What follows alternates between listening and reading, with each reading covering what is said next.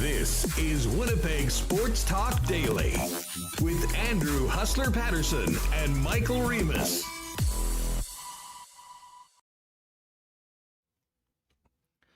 Well, good afternoon, ladies and gents. Welcome to Winnipeg Sports Talk Daily for a Thursday afternoon here in Winnipeg and Southern Manitoba. Great to have you all with us on YouTube. And of course, everybody listening on the podcast. You know, I was thinking earlier today, we sometimes get a little too preoccupied with our YouTube crowd, which we do greatly appreciate, and the fun everyone has in chat. But the backbone of this operation is everyone that's downloading the podcast and listening on their way home or in the evening, and we really do appreciate that. For podcast folks that want to help out, any opportunity you can to give us a 5-star rating on Apple Podcasts and a little review certainly goes a long way to help spread the WST out on the podcast universe as well as on Spotify as well. So thanks to everyone with us. Welcome to everybody that's with us live on YouTube today. And a big shout out to our wonderful family of sponsors, including Canadian Club Whiskey, Royal Sports, the Nick and Nicky DQ Group, Paramount Services Limited, Not Autocorp, Boston Pizza, our friends at Little Brown Jug Brewing, Assiniboia Downs, Breezy Bend Country Club, and of course our betting partner at Coolbet Canada.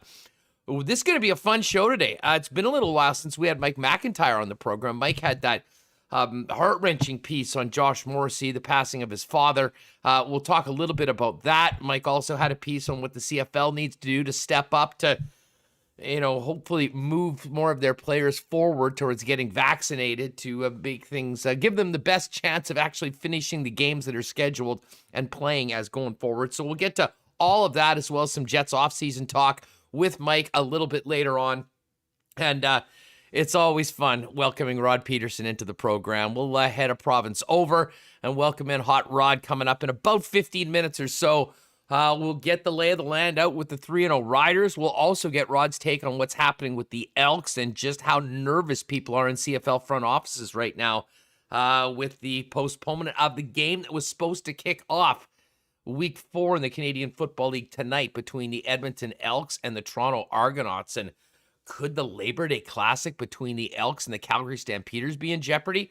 We'll hit all of that. We'll also talk maybe a little bit of NFL with Rod coming up a little bit later on. Let's get Michael Remis in here to get things going. Remo, what's up? How are you doing today, my friend? Huss, I'm feeling great. Looking forward to the weekend and counting down. A little disappointed we don't have CFL Week 4 kicking off today, but it just gives me an extra day to set my lineup. So that just gives me one more day to make sure everything is good. So, yeah, I guess that's about it. And we did actually have feeling good. We had some NHL news. We've been dying with no NHL news, nothing. The biggest story was Val Filppula signing in Switzerland. And we actually had some NHL signings today, some big contracts being handed out. So nice to know not all GMs are taking the rest of the summer off here. Yeah, well, some GMs already had their work done. Some RFAs were a little tougher to get done. And of course, Sean Couturier, who was looking at a UFA situation, got a big deal. We'll get to those in just a second. As I said, welcome to everybody in the YouTube chat. Oh, BA Split. Yes, I am wearing the hat. No, this is not the dad hat. This is the snapback, as it were. I will take it off for a moment. Hair's probably not too good, but snapback at the back. Great color coordination. I'll take care of that. New era, Royal, and then there it is. And I should give a little bit of an update. Shout out to Dallas, who went by today and picked up one of the last couple of hats that are there. I believe we've got 2 snaps left, and the dad hats are out. I'll be looking into the inventory. We may have the opportunity to get about another half dozen of each over to Royal Sports. And then that's going to be about it. So, the response to these has been great. We'll certainly be doing some more items coming up in the future, but working with New Era, maybe even a toque coming up as things get colder in and around. But Royal Sports has a couple of them. And in the meantime, you can certainly look us up at winnipegsports.com, click on the store, and check out what's available. And obviously, everyone that's outside of the Winnipeg area that's not able to pop by Royal Sports, go to winnipegsportstalk.com and we will get you set up. A lot of people saying that looks good. It really, Remis and I had talked about this, I guess, on Monday when we let everyone know about them that they'd showed up. When you're doing something like this for the first time, we haven't done it before. I mean, your fingers are crossed. And listen, we're working with guys at Royal Sports that have done this for, over 35 years in Winnipeg and working with the best in the business. And when it comes to hats, that is certainly New Era. So we were confident they'd turn out great, but even still, the way they turned out was beyond even our expectations and hopes. So big thanks to everyone that was involved in getting these ready. And there still are a few out there for you if you haven't picked one up. We should give a shout out right away, Remo, to our old pal Taylor, who is always with us in the chat. She hit us up with this shot of a little Winnipeg sports talk at our old workplace today, because Taylor and our pal Ace Burpee were both rocking the New Era Winnipeg sports talk lid. So that certainly made my day, and I know that came across your spot. It's always great to see friends jumping on and getting behind what we're doing here right now. So a special thank you to Taylor, one of the queens of the chat here on YouTube on a regular basis, and of course, a man that is synonymous with the city of Winnipeg, the one, the only Ace Burpee over at Virgin Hot 103. Yeah, there he is, Ace Burpee, Winnipeg legend, and Taylor rocking the hats. They look great on them. So a couple left. That's our daily update. If you did want to reserve one, our website, I would say do that, or wait till they get in stock. At Royal, we'll probably drop a couple off. But flying off the shelves, very exciting stuff. Pretty awesome. Okay, couple things before we get to these signings. Oh, and Wayne Jones is here. Wayne, What's going on? We were actually just talking about Wayne before we went off, because, of course, we're looking at these Olympic qualifying games that are taking place in Norway. And Wayne, Remis was wondering if you'd be here today, or if maybe you were out watching some of the action that was taking place. And, of course, Wayne popped in. Ehlers is a real superstar in Denmark. Can tell you what, he's a real superstar here in Winnipeg as well. But a big win for Ehlers and the Danes, downing Andrei Kopitar and Slovenia in a game that Ehlers scored the opener and added another in the second period, which I believe, on a 4-3 game, would have been the winning goal as well. Saw a couple highlights out on the net right now, and I can tell you, Nikolai Ehlers is still Nikolai Ehlers, blazing speed, a great shot, and a nose for the net, and two big goals for the Danes in a big win, overcoming a late Slovakia rally. Yeah, Slovenia has. Slovenia. Sorry, I thought I saw slow. The I think Slovakia's short name is SVK, and Slovenia is SLO. Someone give Elliot Friedman the CC on that, because his let's not talk about Elliot Friedman's abbreviations. I know he's like trolling everyone now, but the fact that he uses Winnipeg as WIN, and Calgary as CAL, it's not the official designated broadcast abbreviations. But yeah, Andrei Kopitar has been a mainstay at these qualification tournaments, dragging Slovenia. And I was looking at the rosters. Denmark, they've got a really good squad. They have some former NHLers and current NHLers. Michael Bodker was on there. Ehlers, Franz Nielsen. I'm trying to think who else. But yeah, the 4-3. And of course, how can you forget? Of course, Ehlers is playing. The coach, it's his dad. Heinz Ehlers? Heinz Ehlers. So there it is. So Ehlers had a couple goals. Oh yeah, Oliver Bjorkstrand is on Denmark. So I think Denmark, they got, as far as NHLers go, they lead. So it's kind of nice to have a little Winnipeg Jet playing in August 26th. You hope he can just make it out healthy and put up some big G's. So and he did today. It was great for him. Well, and Denmark is going to go as far as a player like Nikolai Ehlers takes him, and he's far from the only one. Certainly the host Norwegians are going to be in, and to be honest, on paper, I mean, when you look at these other teams that are in the tournament, Slovenia with a player like Kopitar, who's always there for his country, would seem to be maybe one of the top teams in this tournament. So a big, big win for the Danes. And like part of me, let's assume for a minute, and it's far from reality that we can make this assumption, but that the NHL schedule goes off as planned and NHL players participate in the Olympics. I realize a player like Nikolai Ehlers, if Denmark was to qualify, he'll be playing a ton. They're probably, from a team perspective from the Jets, there might be some benefits on not having Denmark make it and giving Nikolai Ehlers some time off and being nice and fresh when they come back for that second part of the year. But I think most Jet fans would agree that, considering how much Nikolai loves playing for his country, their spot in the, hierarchy of international hockey worldwide, if Ehlers was able to take his team over the top and qualify for the Olympics, it would be such an amazing thing for his father, his country, that I think everyone would get behind them. And I have a feeling, there's a lot of great players on the Jets that might end up playing. A guy like Connor Hellebuck, for instance, on the United States. But as much as everyone loves Connor, playing for the United States and international hockey the way things are right now, probably people hope that he plays well, but maybe the team not as much. As far as Ehlers go, they would be the underdog darlings of the tournament, and I think they would be every Jet fan's second favorite team behind Team Canada if we're lucky enough to see a true best on best this year. Yeah, I guess we can only hope, but again, here's the roster. I'll pull it up right now. Here it is. We got, a couple NHLers. Alexander True, Ehlers' cousin, is on the team. And Huss, I actually just pulled his rookie materials card out of a Series 2 box set. And who else is it? Bjorkstrand, as I said. Philip Larson, former NHLer. Franz Nielsen, Michael Bodker, Peter Regan. I think he saw some NHL time as well. Andreas Lilia on the bench. So I love these tournaments. I love seeing the names and be like, oh yeah, I remember that guy. But Denmark's got some players, and I think they might come out of this, and we'll see how many NHLers. Remember Sochi, the Jets had a number of players in the Olympics. I think Wheeler, Michael Frolik, Pavlik. I'm trying to think. There might be one. I had the poster, Soaring in Sochi. I don't know if you recall that, Huss. It was a giveaway. It was a giveaway at one of the games, and I framed it or got it mounted. So I think wonder if how much of a storyline that will be. If players go, someone's getting hurt for sure and going to screw their team out of a playoff spot. Happens all the time, and some owner will be outraged.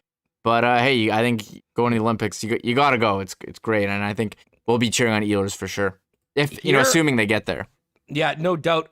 Just quickly on this tournament, and this has to be the first time we have ever opened up talking about international hockey and Norway or Denmark. But hey, Ehlers is one of our guys. Want to follow that? And of course, he had a great game and a big win for his team. The host Norwegian, Wayne's team, they're up 3-1 in Korea right now to begin the tournament. Earlier today, France beat Hungary 5-3. And the Latvians are up right now at this point still 4-0 on the Italians. Did see, I believe, Poland upset Belarus earlier today, which was, I know Coolbet's got the lines for these games, and they were more than a 4-1 underdog to win. So shout out to the Poles with their big upset win over Belarus. But Remis, as you mentioned, two pretty big signings today in the National Hockey League. 8-year deals for the same money. What's interesting is that the two players are at somewhat different stages in their career. The first deal that we heard today was coming out of Raleigh, North Carolina, and Andrei Svechnikov, the number 2 overall pick in the 2018 draft, has signed an 8-year deal with the Carolina Hurricanes. Now, it'll maybe be difficult to compare this one to the Couturier deal because of the amount of RFA years that were in the deal. He was just coming out of his ELC, but he signs the max, an 8-year extension with the Carolina Hurricanes at $7.75 million per season. And then about 15 minutes later, the Flyers did the exact same deal 7.75 for 8 years with Sean Couturier. What's interesting in Sean Couturier is that he had 7 more years in the National Hockey League. And for all the talk about the great value of Mark Scheifele's contract over, the last number of years since he signed his 8-year extension, Reem, the Couturier deal that he signed, which I believe was a 6-year term, at less than $5 million a year, to me was one of, if not the best value contract in the league. And much like Blake Wheeler, when Blake Wheeler got his deal, I think many people were realizing there was a bit of an acknowledgement that, there was a bit of back pay involved for the production that he did on the deal. It was making, 5.6? This is the same thing with the Philadelphia Flyers. I mean, at this point, Couturier is 28 years old. This deal will take him through this year and 8 more seasons. So we're talking about the 37.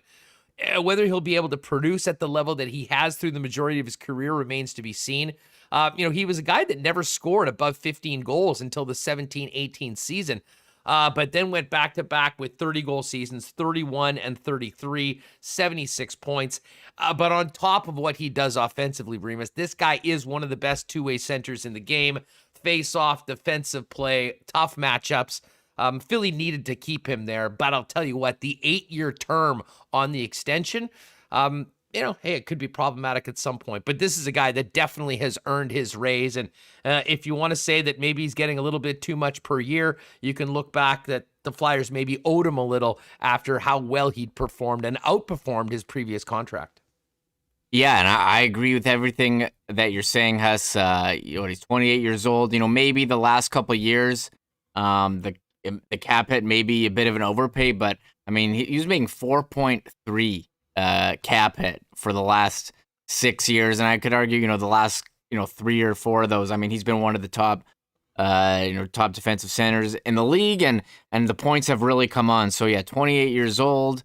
I think the first half, I think this is pretty solid. Maybe it goes down a bit, but I think overall the solid value. I think the Svechnikov one seems to be real value to me, especially the way you see these young players getting paid. 21 years old, you're getting a 8-year deal, and you're getting him from the 21 to 29, very prime of the career, 7.75. I think that you look at his numbers last year, he had 42 points in 55 games. I think he had like 60 the year before, 61 and 68 the year before. So I mean, he's pedigree of a top pick.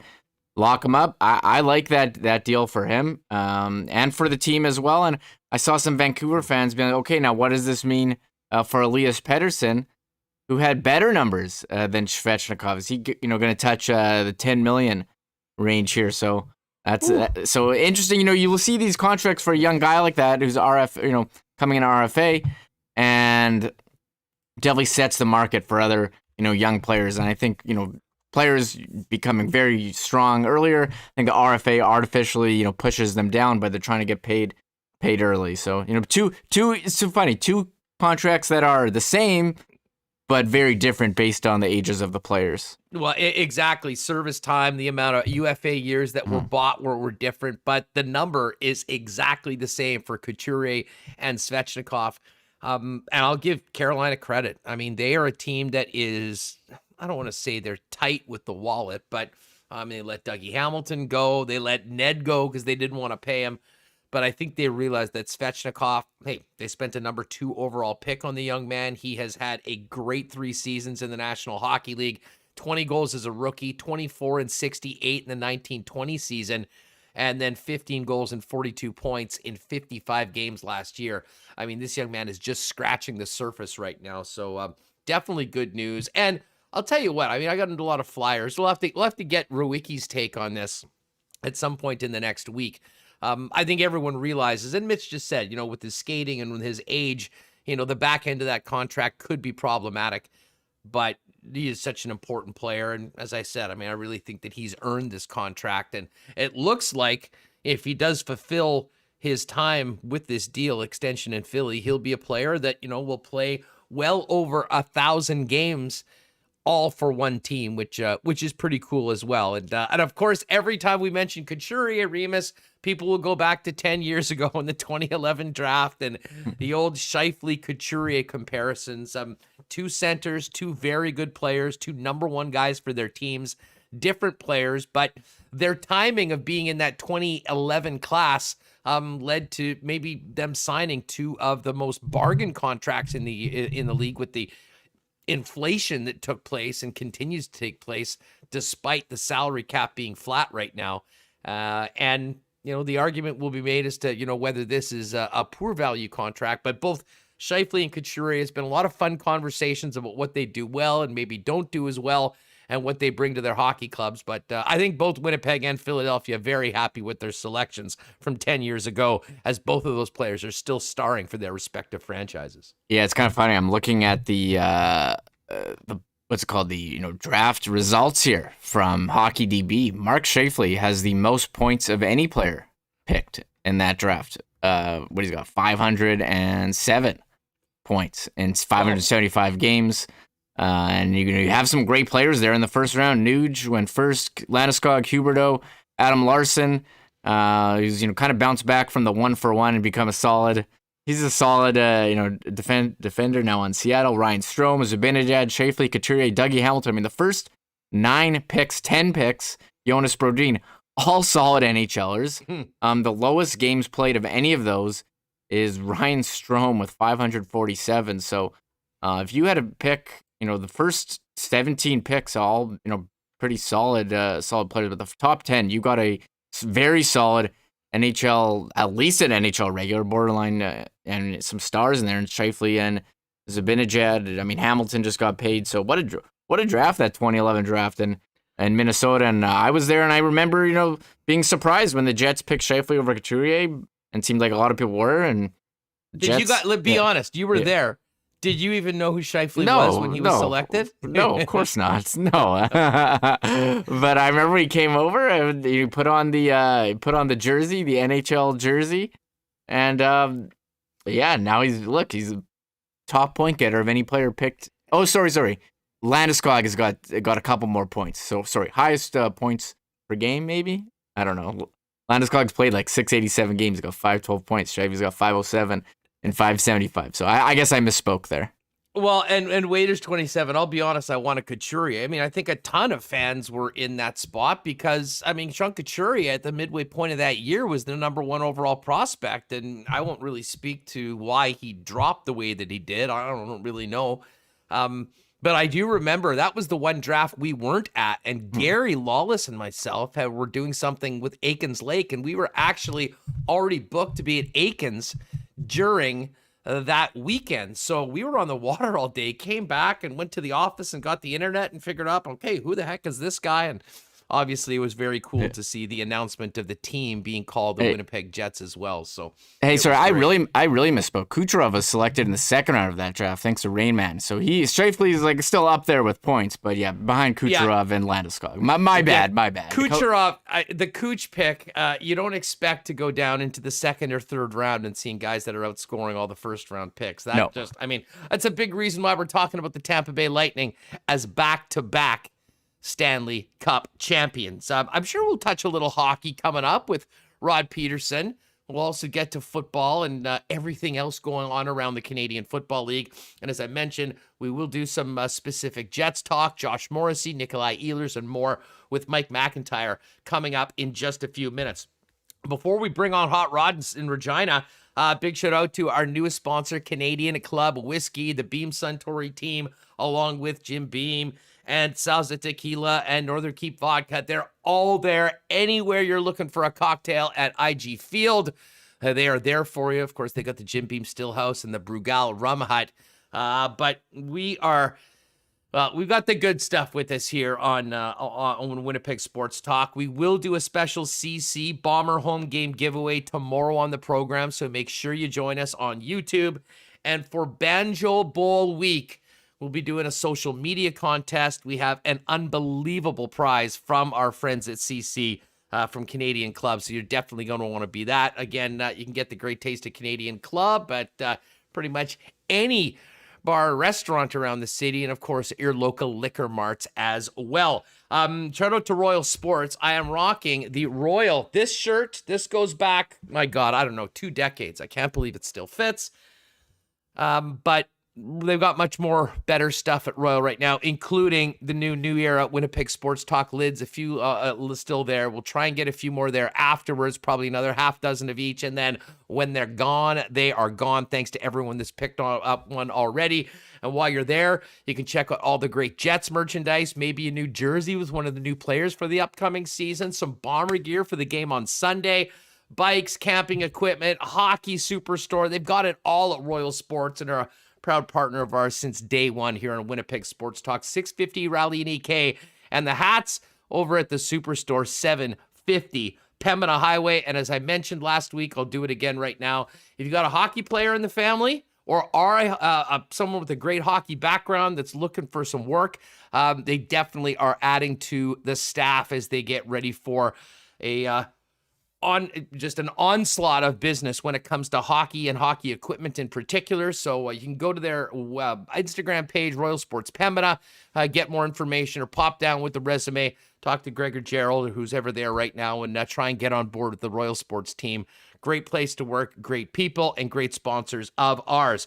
And of course, I'm not sure if Nick's in here yet, but a big shout out to our friend Nick and Nikki and the Nick and Nikki DQ group. 4 locations here in southern Manitoba, DQ Niverville, DQ Northgate, both with drive-thrus, as well as the DQ at Polo Park and the DQ on St. Anne's. Whether you're going for one of those amazing ultimate grill burgers, maybe the honey barbecue chicken fingers, or the staples, blizzards, sundaes, cones, take home, it's all there for you at one of the 4 Nick and Nikki DQs. And again, be a hero for the next little gathering you're going to, as long as we can have them.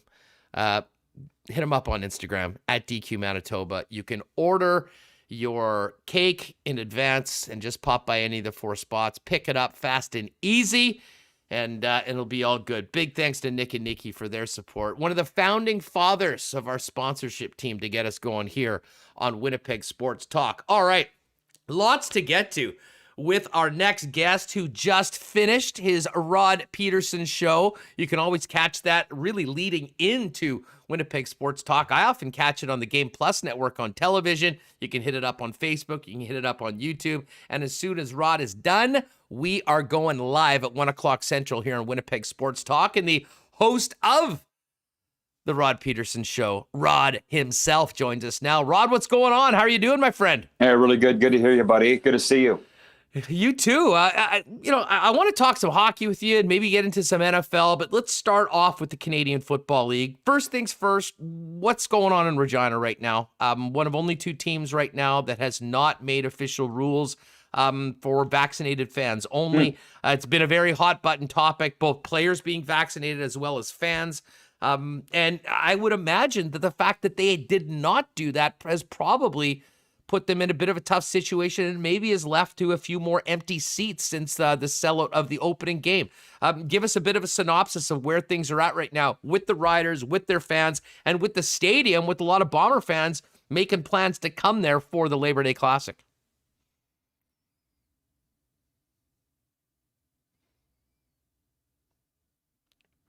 We just get, Rod, I think you muted yourself. You know what? Let's get Rod. Rod just popped out. Such a great...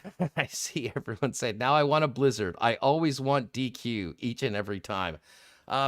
Roddy, I think we got you back there. Fill us in on the 411. What's happening with the Riders, their stadium, and fans in the building, and proof of vaccination? Yeah, I really apologize, buddy. My phone's going off like crazy here. One of them is Kevin Cheveldayoff's brother, Ken. Story for another time. SAS Party MLA here. So anyway, I thought you wanted to talk about the on-field stuff with the Rough Riders, which I know we'll get to. But as far as the off-field, they're just getting hammered by the majority of the people that I talk to and what I'm seeing online, that they will not follow the Bombers' lead, and the 7 teams in total in the CFL that are requiring proof of vaccination. And what I'm hearing, Andrew, the most is they've sold 23,000 season tickets. Not all of those people are vaccinated. They don't want to give the money back. They want those people that bought season tickets to be able to go to the games. Now, my opinion, Wade Miller obviously thought about that when the province of Manitoba and the Blue Bombers they were the first team to say you have to have proof of vaccination. He didn't care. But in Saskatchewan, the Rough Riders clearly are saying they don't want to anger the season ticket holders that are non-vaccinated. Does that make sense? That's what I'm hearing. The only thing the team has said is that they are not going to reverse their policy of not forcing proof of vaccination. Doesn't seem like that's going to change, but it's just the pressure keeps mounting. You know how the pressure can be, Andrew. And I just keep hearing, oh, within a day, they're going to reverse their policy. And they haven't. Yeah, well, and it's been very interesting to see. I mean, I firmly believe that, that 22 or 23,000 number, there's probably 3 or 4 or 5,000 people, especially people with kids, that would normally, their number one priority would be going to games. But, as long as you have the situation that's currently in Regina, that they can't guarantee that they're not going to be around people that are unvaccinated and potentially positive, that they're not going to put themselves in that situation. Yeah. And I'll give the Bombers credit. I mean, I think they realize it's not a perfect situation. I mean, like any decision you make, there's people on one side or the other that are bent out of the shape and are mad and are threatened they'll never go there again. But I certainly think from what I'm seeing in Winnipeg, far more people, I think they're benefiting more from the decision than losing fans that are mad because they didn't get the vaccine. And maybe the numbers are better here in Manitoba than Saskatchewan. I'm not entirely sure. But I don't think the people are that different, Rod. And the first thing I heard of when we heard about game number 2 and the fact that this was the lowest attendance in Mosaic Stadium history was the fact that they had a full house and there was a publicized outbreak in the pill zone. I mean, like, I don't have any kids and I'm not really freaking out. I'm not one of these people that lives my life in fear because of it. But I mean, I've done what I had to do. I got the vaccine. But I mean, even myself, if I had kids or a niece and nephew that weren't able to be vaccinated, I'm not bringing them to an area that I have no idea who's there and whether they've taken the shot yet. Okay, Andrew, the fact that you said, sorry, I'm getting an echo in my ear here. The fact that you said the home opener was sold out, which it was, and the Labor Day Classic is sold out, tells me that people aren't afraid to go to Rider games. The fact that the last 2 games have been far from a sellout is because they're going to have 4 home games over a period of 5 weekends. It's too many games in a short amount of time at home. They can't afford to go. And with regarding the kids, I don't know. I don't feel like there's not that many kids that go to the games anyways. So I don't think people here are afraid of the virus at all. I think it's just been too expensive to go to all these games. But as I've said on my show a few times this week, I've been to more Bomber games than Rider games this summer. And going into the stadium at IG Field was lickety split. You've obviously done the same thing. I went as a fan. I got my tickets from the Bombers. I showed my card at the gate, showed my photo ID, and in I went. And the security guard, by the way, it was Tony from the Canada Life Center who was working that same morning, then was working that night at IG Field. He knew me. So I'm just saying, hey, how hard of a decision is it, Rough Riders? And that's not me, I'm not criticizing the Rough Riders. You do whatever you want. I'm just shocked that we're this late into the game and the Riders won't change the policy, nor will Edmonton. And I guess if you're asking the reason, it's because they don't want to anger their season ticket holders that aren't vaccinated. Fair? That's what I'm hearing. Yeah, I guess, and maybe that's more of an issue in Saskatchewan than it is in Manitoba. And, there's obviously always, differences. Although when I think of the prairies, I think of this entire area as relatively similar, as much as we give each other brain damage for a couple weeks around September when our football teams are playing against each other. Where's the government sit in this? But I will say this. I give full credit to the Bombers. They got out ahead of it. They made the decision and they went through it. I do think that they were also seeing the writing on the wall that if they didn't do that, I think the best case scenario for them, considering the rules in this province, would have been 50% attendance, and that wasn't going to cut it. So, I mean, I think, and the same thing with the Winnipeg Jets. Like, I mean, the Jets went ahead and said, hey, you got to be vaccinated to go there. I mean, I think first and foremost that if they didn't do that, I don't think there was any chance they were even going to maybe be able to get to half capacity. So it's also a bit of a business decision. But is the pressure mounting as numbers go up and we hear about this 4th wave coming for the government to step in and do what a lot of people think the Riders should do themselves? I'd like to think the Rough Riders can make the decision themselves. Everything I heard was that the province of Manitoba and the Blue Bombers came up with that decision themselves, and the Bombers announced it. Look, that's why I'm so impressed with Wade, and I saw him on the concourse at IG Field, and you know Wade better than I do. The guy, he's a leader, right? You're going to tick somebody off either way. So he made a decision. Now, the premier here in this province announced way back a full stadium by this summer, and he was right. He guaranteed it. But I'd like to think that they're not waiting for the premier to make an announcement on that when the Flames, the Stamps, the Canucks, all the Quebec Pro teams of all, and MLSE have all said we require proof of vaccination. The Saskatchewan Roughriders are more important that because of their season ticket holders and taking them off, they're going to go against this. That's what surprises me a little bit. But I mean, I haven't gone to a game. I don't plan to go to a game here at home. I felt very safe at IG Field that night. And by the way, I assume you were there, Hustler. Everybody was having a great time. It was a party, and it was a safe party. But on the flip side, just this morning, some guy wrote into my show and said 9 COVID cases at the last Rider game out of 23,000 people is a pretty good number. And he's right, right? That's the other side. It's a minuscule percentage of the population that left that stadium that got infected. So here we are. Yeah, here we are. I mean, I guess the counter to that is that, you know, those are the people that were tested and that were identified from that. I mean, unfortunately, with this thing, there's a lot of people that might not know they have it that can then spread it to other people. And I think that comes back to how we got here in the first place. All right, we'll get back to the Riders and the on-field stuff in the middle. What are you hearing about the Elks situation? How is this resonating around the league right now? And I was listening to your show earlier on. I mean, we know the game tonight's not happening. How concerned are people in the Canadian Football League that the most important weekend of the regular season could be affected by what's happening with the Elks? I think they're extremely upset. And I had Dave Naylor on my show on Monday, I guess, when this news broke. And he said it's calamity in the CFL head office because I think, Andrew, the CFL expected more players would get vaccinated.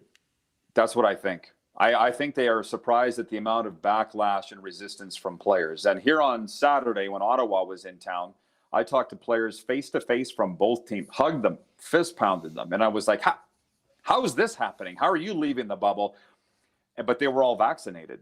And, I mean, you and I aren't doctors, and I'm honestly sick of talking about it. But even if you're vaccinated, I guess you can still spread the virus, right? So for those players, it's into double digits with the Elks, with the outbreak. I don't know whether they were vaccinated or not. Sir Vincent Rogers, their star left tackle, vaccinated, tested positive a couple weeks ago, right? So I don't know what's happening in Edmonton. I think there's a lot of fear because I've been hearing of teams that have had, what should I say, breaking COVID protocols. And it kind of ticks me off because I know of some people that are taking it very, very seriously in the CFL. I guess my answer to your question, Andrew, is that I'm stunned that it took till week 4 for this to happen because I saw it coming far earlier than this. And I don't think they're going to make this game up. Is there any way that you think they could make up in this schedule, Edmonton, Toronto? I don't see where they would in a shortened 14-game season. It's so hard. I mean, when you look at the rest of the schedule and where they would have to plug the game in and what that would do to the schedule of the two teams involved or potentially moving some other games.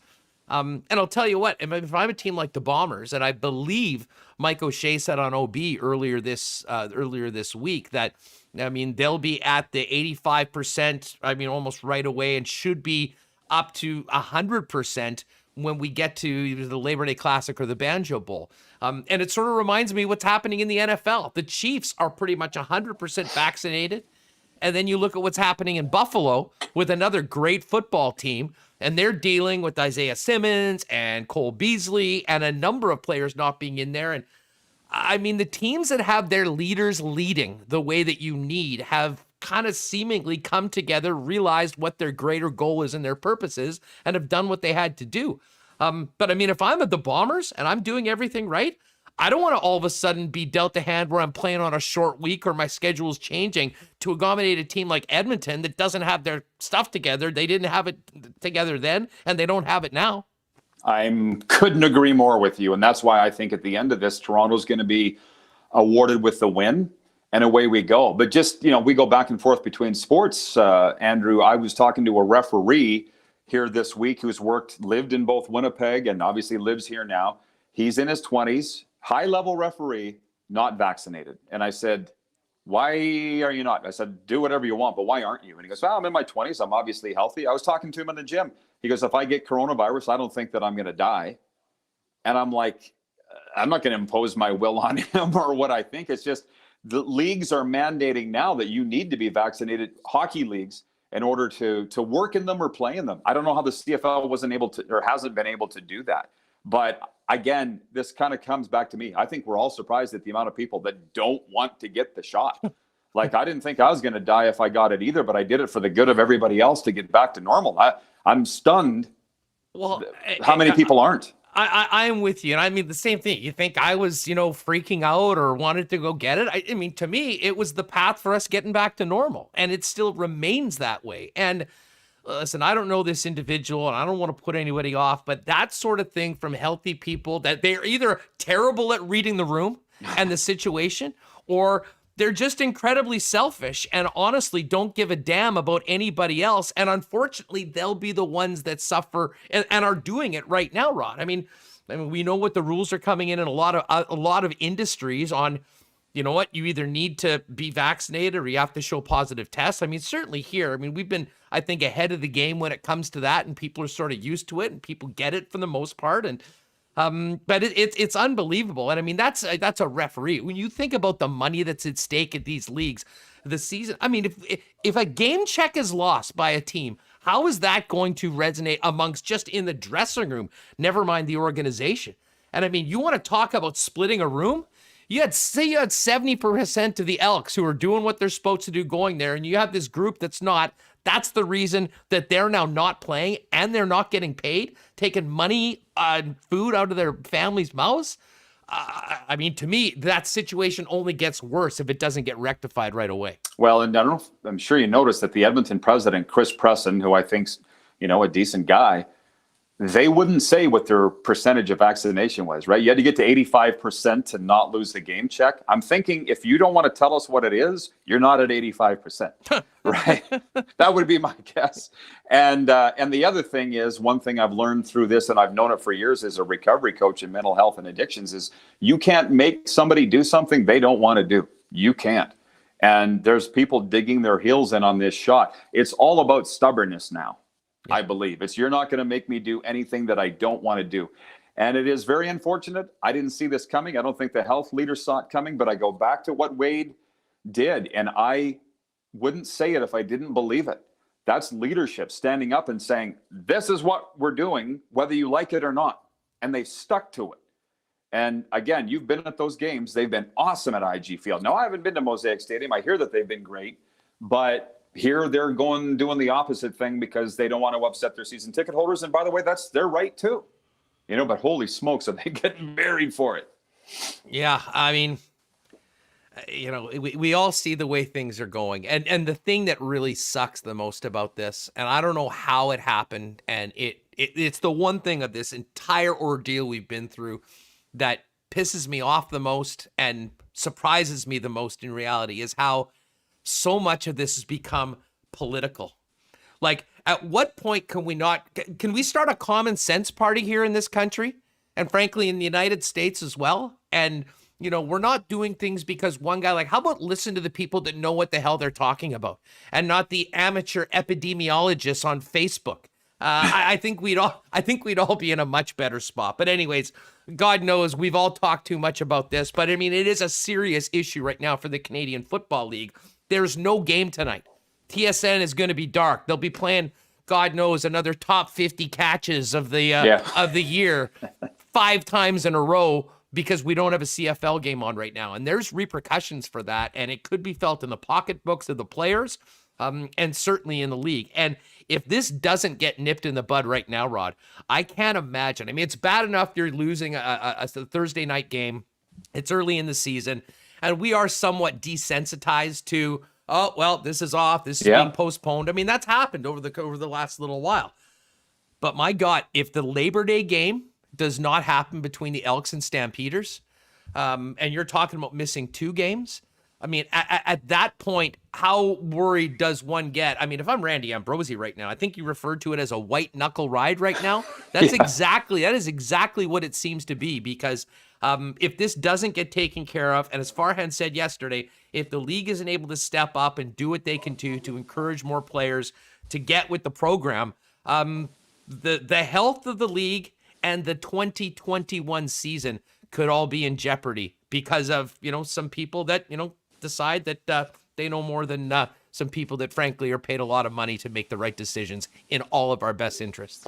Well, there's a lot of questions that we don't know. Just on that, I've had people saying to me, how did these American players get into the country if they weren't vaccinated in the first place to play? They had the quarantine period lowered from 14 days to 7, as you recall. Yeah. Right. I don't understand. And the prime minister this morning tweeted, please go get vaccinated. And I went in and looked at the mentions, which I shouldn't have done. People were writing in all caps, never. That's why I go back to this is just stubbornness. So I'm surprised they got to week 4, given the amount of players that I knew that weren't vaccinated. Andrew, I've talked to a lot of them. There was no real good reason. And that's why you can't blame the Canadian Football League either. I just don't think they saw this coming, right? They were pounding a square peg into a round hole to play, and I applauded them for that. God knows I was hard enough on them, and I think you were too for not playing if we'd gone 2 years. Like the league isn't at fault here at all. Well, no, they aren't. And, some would say maybe not having that restriction or rule, bringing players that weren't intending on doing it. Maybe, there's lots of players out there. There's lots of guys out there that would be looking for making a paycheck in pro football. Now, you're losing major important pieces of your team. And I think we're seeing that in the NFL right now as well. You can't just replace that level of talent. And that's why these guys are here. And that's why they have their deals. But can you imagine a team signing a free agent right now that's not vaccinated? I can't. Oh God! Well, only out of necessity, and when the Rough Riders had those 4 Achilles tendons pop within 6 minutes before training camp, you think they weren't thinking about how we're going to get guys into the country? That's a whole other side of what the CFL, I think, for the first few weeks really wanted to purport that everything was fine. The games looked great on TV, didn't they? I thought the attendance was decent enough. I thought there was way more people going to games than I thought there would be. And then this hits. I knew that it wasn't all well behind the scenes because in the NFL, unending supply of players, Andrew, there was never a worry for them last year to play. Here, there's not enough Canadians. There just isn't if there was an outbreak or injuries and then getting Americans into the country. Let's say this might be a good poll question. Are they finishing the season? Right now, I got to wonder.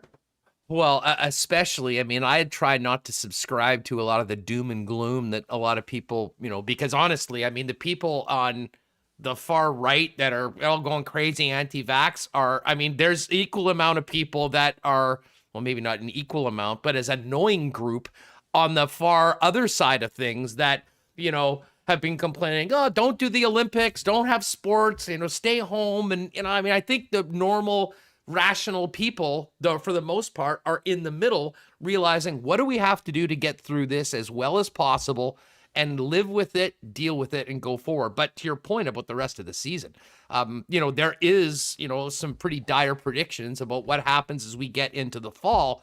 And you're exactly right. There is no guarantees right now that they'll be able to play. And a National Hockey League, like they've done before, some of the others, if things happen in certain markets and you had to cut the number of fans or play some games without fans for a period, they could get that done. There's a reason the CFL didn't play last year, Rod. They couldn't do it without asses in seats. Yep. And that's why they're playing this year. But the interesting thing is I had football people that have worked both in the NFL and CFL. They said the CFL is exactly this year where the NFL was last year. And that's why we're seeing the outbreaks in certain things. Well, we're seeing it in the NFL too. Mike Vrabel, coach of the Titans, right? And you mentioned the Cole Beasley thing. This is not just a CFL issue. No. The problem is in those other leagues, there's infinite resources to sustain it and play. And the CFL doesn't have that. Honestly, man, I'm stunned they're playing now. I'm shocked they even got into a season this year. And that's why I've applauded them for it. And the games have been good. The Bombers, to not have the chance to defend the Grey Cup would be a shame. Very much looking forward to Sunday's game, by the way, against the Calgary Stampeders. It's the game of the week as voted by our viewers. And, hey, let's just keep our fingers crossed. I'm with you. I don't want to be doom and gloom. It's just, I kind of saw this coming, Yeah, obviously, outside of all this other BS that we have to talk about, Rider fans about the on-field product have to be pretty happy. What a start for Cody Fajardo this year, Rod. Well, it's typical around here. This is what I've heard. They're not running the ball enough. They're not doing this enough. The secondary is giving up too many yards. And Are they winning enough? Well, exactly. I'm like, you know what? I'm not paid to listen to this crap anymore from people that it's never enough. They're 3-0. They're the only team in the CFL. I don't know if you read the game notes. I do as much as I can. Did you know that the Winnipeg Blue Bombers and Saskatchewan Roughriders have never been 3-0 at the same time ever in the history of the CFL? I was stunned when I heard that. Stunned. Would that surprise you or not? It does. I mean, this is a long league. I mean, these teams have been around for a while, dude. That's exactly what I thought. And the fact of the matter is, they always played later on in the season, so it's not like they were always playing in the first 3 weeks where one team had to lose. And as it That's turned actually out, stunning. And they blew it last week. We could have potentially had 2 undefeated teams for the Labor Day game. I know, and that would have been a first, obviously, because they've never been 3-0 at the same time. I couldn't believe it when I saw that. Just for, like you say, they've been around for decades and decades and decades. But that's still... that back-to-back is still going to determine who's the best team in the CFL. I mean, Riders are on a bye week. They don't play again until the Labor Day Classic, man. So we're really going to find out in that game who's the best team. I just think the Bombers went up against maybe the best team in the CFL, the Toronto Argonauts. If Nick Arbuckle continues this, I think he's that good. And I think their defense is that good. I don't think the Bombers have anything to hang their head about.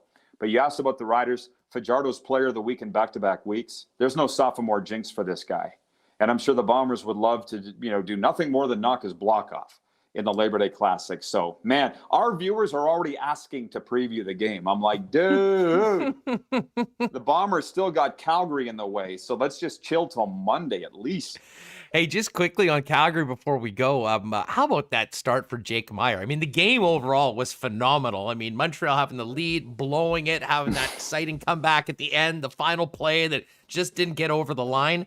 But for a rookie filling the huge shoes of Bo Levi Mitchell, that was a pretty impressive CFL debut for the young man that we'll see starting at IG Field Sunday night for the Stamps. Well, they're going against potentially the best defense in the CFL in the Winnipeg Blue Bombers. So I'm sure Richie Hall will have something cooked up. Richie's faced a lot of rookies in his time as a defensive coordinator, and I think they're licking their chops at this kid. But hey, you can't, I don't know if you saw Naylor's numbers on TSN about the amount of rookies that have come in and had over 300 yards. There's like 14 or something. It's not as rare as you'd think.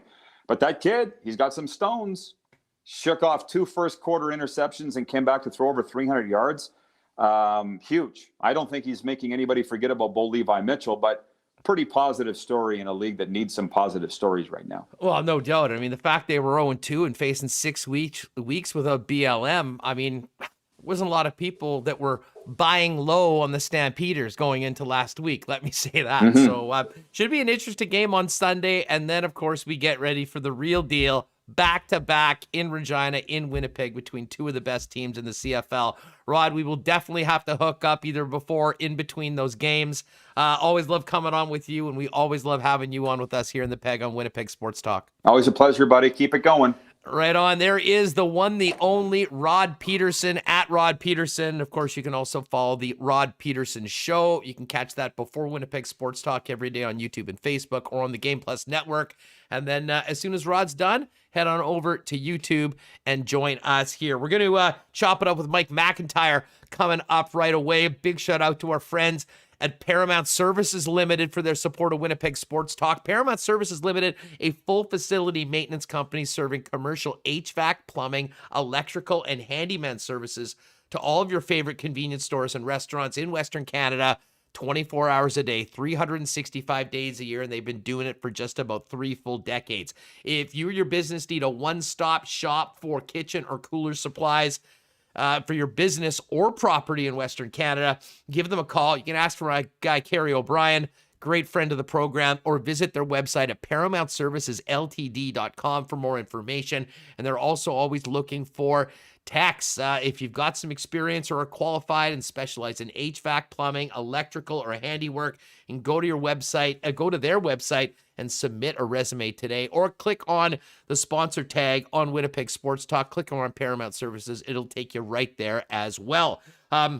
Big shout out to our friends at Knott Auto Corp. Speaking of great supporters of the Winnipeg Blue Bombers, looking forward to, I took in the game with Trevor Knott and some of the Knott gang for the Argos game. Looking forward to see him at the stadium on Sunday night for the Stamps game. But if you are looking for a vehicle for you and your family, why not get into the car of your dreams at a great price with the help of the Knott team?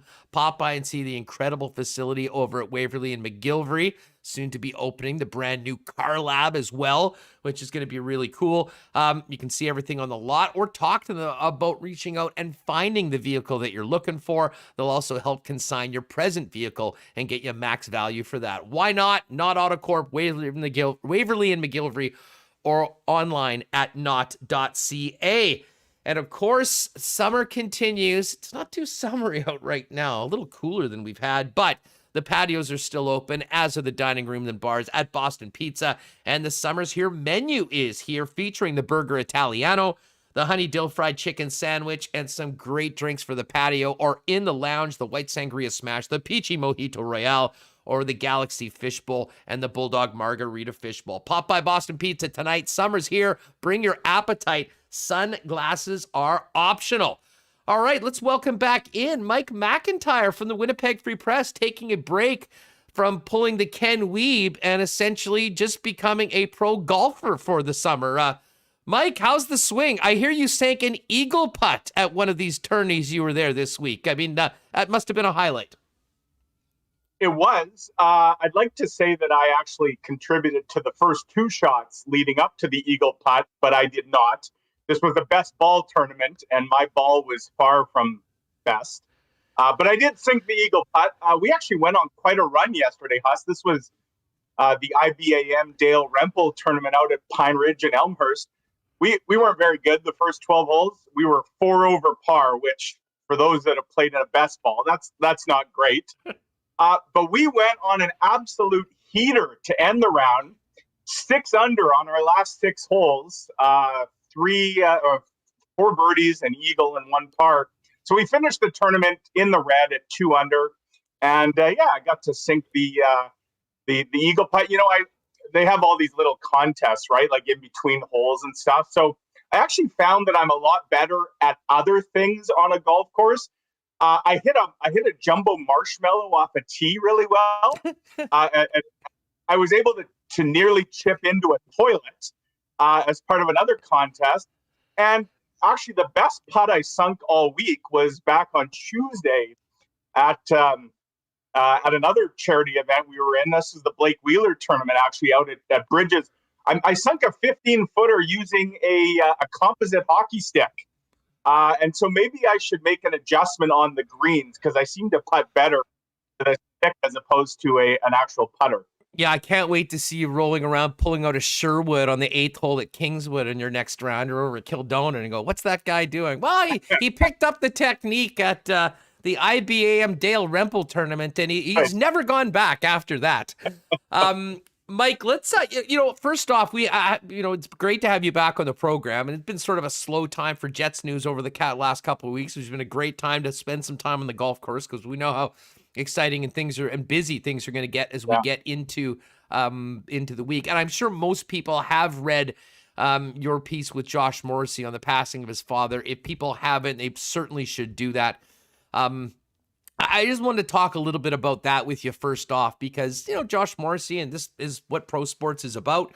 All we do is see what's happening with the player on the ice. And, God knows we've had a lot of conversations about who Josh Morrissey's playing with and, what's his level of game at, what does he need to do to be better? Many of us, had the same conversation after Nate Schmidt and Brendan Dillon were acquired, that it should be a big boost for Josh Morrissey. But man, after reading your piece in the Winnipeg Free Press, it was quite clear that Josh and his father are incredibly close, and this was an ordeal that couldn't help but absolutely affect so many aspects of Josh's life, when it comes to just where your headspace is day to day, even going back to, out of the bubble with off-season training and getting ready for the upcoming season in a very, shall we say, strange way that you normally would be used to. Yeah, it was a terrible news to learn back on August the 8th, a few weeks ago, that Tom Morrissey, quite shockingly, had lost his fight against brain cancer. Huss, this was less than a year after he was diagnosed. Last September was when the terrible news came, actually shortly after the Jets got knocked out of the Edmonton bubble. And it obviously threw the Morrisseys for a real loop. I'll say this. I mean, Josh Morrissey, for a very public athlete, this was a private battle that he and his family were obviously involved with. And I give Josh Morrissey all the credit in the world for, opening up to me last week about what his family and what he and his father had gone through. I actually first met Tom Morrissey a couple of years ago. I was working on a feature at the time. This is shortly after Josh signed his long-term extension with the Jets. And I wanted to do a bigger piece on just, who Josh Morrissey was. And I had the privilege of meeting Tom actually at what was then Bell MTS Place. He was in town. As I learned, he was often in town. He would often fly in from Calgary to watch Josh up close. And in fact, he would go on a lot of road trips as well. Tom had been heavily involved in Josh's life, not unlike many hockey parents, whether your kid makes the NHL or not. I mean, I have two kids who played hockey, and I coached them for close to 10 years. Tom Morrissey coached his son, Josh, for a number of years as well. And in fact, even in off seasons, would still work with Josh on the ice. Tom ran a bunch of hockey schools and clinics in the Calgary area, beloved in the hockey community out there. So as you can imagine, news of his illness and then his death was a real shock. But you're right, Huss. I mean, the apple didn't fall far from the tree here. We all know, I think, the person Josh Morrissey is, very humble, honest, a guy that's really easy to kind of root for, right? And Dad is very much the same. And I could see where Josh got his qualities from after meeting Tom Morrissey. I actually stayed in touch with Tom over the last couple of years. And we'd often talk not so much about the Jets or Josh. We just talk about being a hockey parent and, just what that life was like. And I was quite flattered actually to hear, Josh later shared with me, that the article I'd written at the time about him and his dad and their bond, that he actually framed it and it was in his house just kind of as a reminder. And that just told me how treasured Tom was to Josh and this bond they had. But yeah, this past season, as we know, players were playing in the middle of a pandemic. There were no fans. That meant no family at games either, right? And so for Josh Morrissey, who would become so accustomed to seeing his dad, to meeting him, after a game to kind of dissect everything that went on, even though the Jets were playing a bunch of times in Calgary, where it would have just been a beautiful setup for Tom to come and watch him, obviously he couldn't. And even worse, I mean, Josh couldn't even really go see his dad, right? Because of all the protocols players had to be under. And so his dad was fighting this battle, and Josh would still talk to him on the phone after games. He told me that was, part of what was helping his dad through this fight, just to have the Jets and hockey as a distraction here. But yeah, I mean, one of the stories that really stuck out, Huss, you touched on it, was the offseason last year before the Jets returned, for training camp just after Christmas. Josh said that he was quite concerned. His dad was going through chemo and radiation. And obviously he was worried about maybe bringing COVID, into that situation. So rather than go skate like he normally would with a large group of other NHL guys in the Calgary area, go train at a gym that he regularly went to, he had to really lock himself down. And he was literally skating in a barn just outside of Calgary that a buddy of his owned, and installed a really small sheet of ice. He had an ice making plant. And Josh Morrissey, would go for an hour or two a day in sort of a lonely kind of solo skate to stay in shape, because he said, I wanted to do what I could, everything I could, to keep my dad safe. And, he was working out in his gym at home. He will not use it as an excuse. To be clear, he absolutely is not saying anything about his play last year linked to this. But I think as human beings, how could this not have affected what he was going through? Think of your own job, whatever it is. If you had this going on at home in these sort of circumstances, how could it not impact, let alone compete in an athletic event at the highest possible level? So a tragic story for sure. They had a beautiful memorial service just over a week ago, which Josh said was real nice to hear the way his dad impacted so many. But a heavy heart for Josh Morrissey and his family for sure. Well, no doubt about it. And it was a really nice piece. Suggest people pick it up, and we're getting some comments from it already from what the people that had read it. And and Morrissey's always been such an easy guy to cheer for. And I think that, he has, on account, never mind what he does done on the ice, just the man that he is and the individual that we've gotten to know over the years that, people, really are pulling for him. And I think that when, we sort of learned through your reporting and some of the other things that came out, what had been going through, I mean, it's logical to think that because, listen, you can be in the best shape in the world. If your head's not right.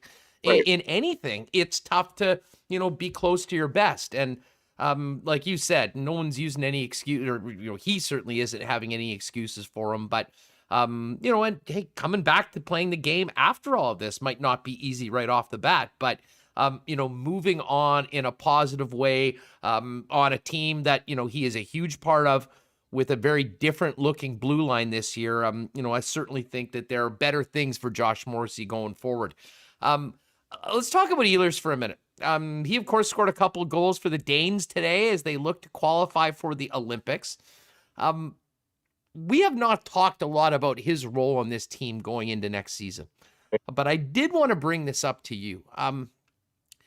We know how effective he was. We've talked about all the underlying numbers. I mean, you didn't need underlying numbers if you were watching the team last year just to know the star that he has turned into and how effective he's been. And yet he still was, not on that top line. He wasn't on that top power play. How do you think things work through training camp? And is Ehlers a guy that, might start the season in a different position than he was before, Mike? Or do you think we'll sort of pick up where we left off with that top six coming back intact? And, maybe over the course of the year, Ehlers will get spelled in and maybe play a little bit more. How do you see that playing out, before we even get to the regular season? Yeah, I think Nikolai Ehlers has to be on the top line right out of camp, game one. He's got to be, and presumably it would be on the right side on that top line. When I say game one, we know that Mark Scheifele will not be the number one center for game one this year, Huss. Don't forget, folks. I hate to put salt in the old wound. Mark Scheifele still has a 1-game suspension to serve. So his debut will have to come a few nights later up in San Jose, not in Anaheim. I don't know who the number one center is for game one. Is it Pierre-Luc Dubois? Is it Paul Stastny? Is it Andrew Kopp? I mean, the lineup for the first game will look different, obviously. Likely, it will for game two, because Mark Scheifele's for sure coming in the lineup for game two. That being said, I don't care who the center is. Nikolai Ehlers should be on the wing on that top line. And, Blake Wheeler, to me, can't be on that top line. Maybe in spurts and in small doses, Blake Wheeler for sure is still on your top power play unit, no question about it. But I think, Blake Wheeler's probably better suited at this stage now in a second or even maybe a third line pair role here going forward. I think the top six, it's pretty set, right? Like Andrew Kopp for sure could come up there, and he probably does in the first game because Scheifele's out. But I think we know that there's going to be some combination of Scheifele, Wheeler, Connor, Ehlers, Dubois, and Stastny. So those are your six guys. How you want to piece them together? Are you going Stastny, Dubois, and Wheeler? Is that your second line? If you're going Scheifele, Connor, Ehlers? And then, of course, you've got your third line with Lowry and Kopp, I believe. But we also know, like, Andrew Kopp has played, and I thought played really well when he was with, I believe it was with Paul Stastny and Nikolai Ehlers at one point. So there are options for sure. But to me, this is in a way Nikolai Ehlers' team. He is the engine now for your offense, right? He's the guy that does so much. And I think we saw big strides in his defensive game as well this past year. Yes, there's still room for improvement there, no question about it. But he became a very consistent offensive producer. I think he, lost sort of that streaky label that maybe he had at times. And I think, kind of shedding the reputation that he wasn't a playoff performer. He was really good in the bubble in Edmonton. He was really good again in the playoffs this past season. And I think that just gave him some real confidence here. And to me, you've got to, in a lot of ways, build your offense around Nikolai Ehlers. Okay, let's say that you're right, and Ehlers is up with Scheifele and Connor on the top line. can those three guys hack it defensively in matchups against top lines in the league? Right. Does Paul Maurice believe that? And I guess the second side of that is it a different story this year because of the additions on the Jet blue line? Yes. Do those additions in Dillon and Schmidt give the opportunity for Paul Maurice to consider that more than he may have done in the past because of what might be happening in their own end? Things will be good in the offensive zone, but what happens on the other side of center? Oh, they sure as heck do, Huss, because, again, no offense to these guys. They did, I think, at times pretty good jobs last year. But if you'd roll that line out last year, I mean, on the back end, you were probably having one of Tucker Poolman, who for a lot of the year was on your top pairing, or Derek Forbert, who I think as the year went on, the cracks started to show in his game. And as I say, all the respect in the world to those guys. I would say Derek Forbert overachieved last year. The Jets got great value for what they paid Derek Forbert last year. But as the season went on, I think we started to see maybe him regress. So this year, Tucker Poolman and Derek Forbert are not in your top four. They have been replaced with Brendan Dillon and Nate Schmidt. And there's a very good chance that Neil Pionk and Josh Morrissey are the other parts of that top four. And Dylan DeMello certainly would make a case to be in there as well. And if Dylan DeMello is on your third pair with a Logan Stanley, I mean, that's a pretty good pair as well. Or whatever you wanted to do there, whether it was a Ville Heinola, the Jets will have some options. But I think, for sure, when you talk about, say, a Scheifele, Connor, Ehlers line, the argument against that line has always been what you just said, is can they, we know what they can do offensively, can they handle the defensive end? And I think we saw at times last year in all of their games, probably especially in Scheifele's game, he left you wanting a lot more, right, on the defensive side of things. So, that would always be a concern for sure.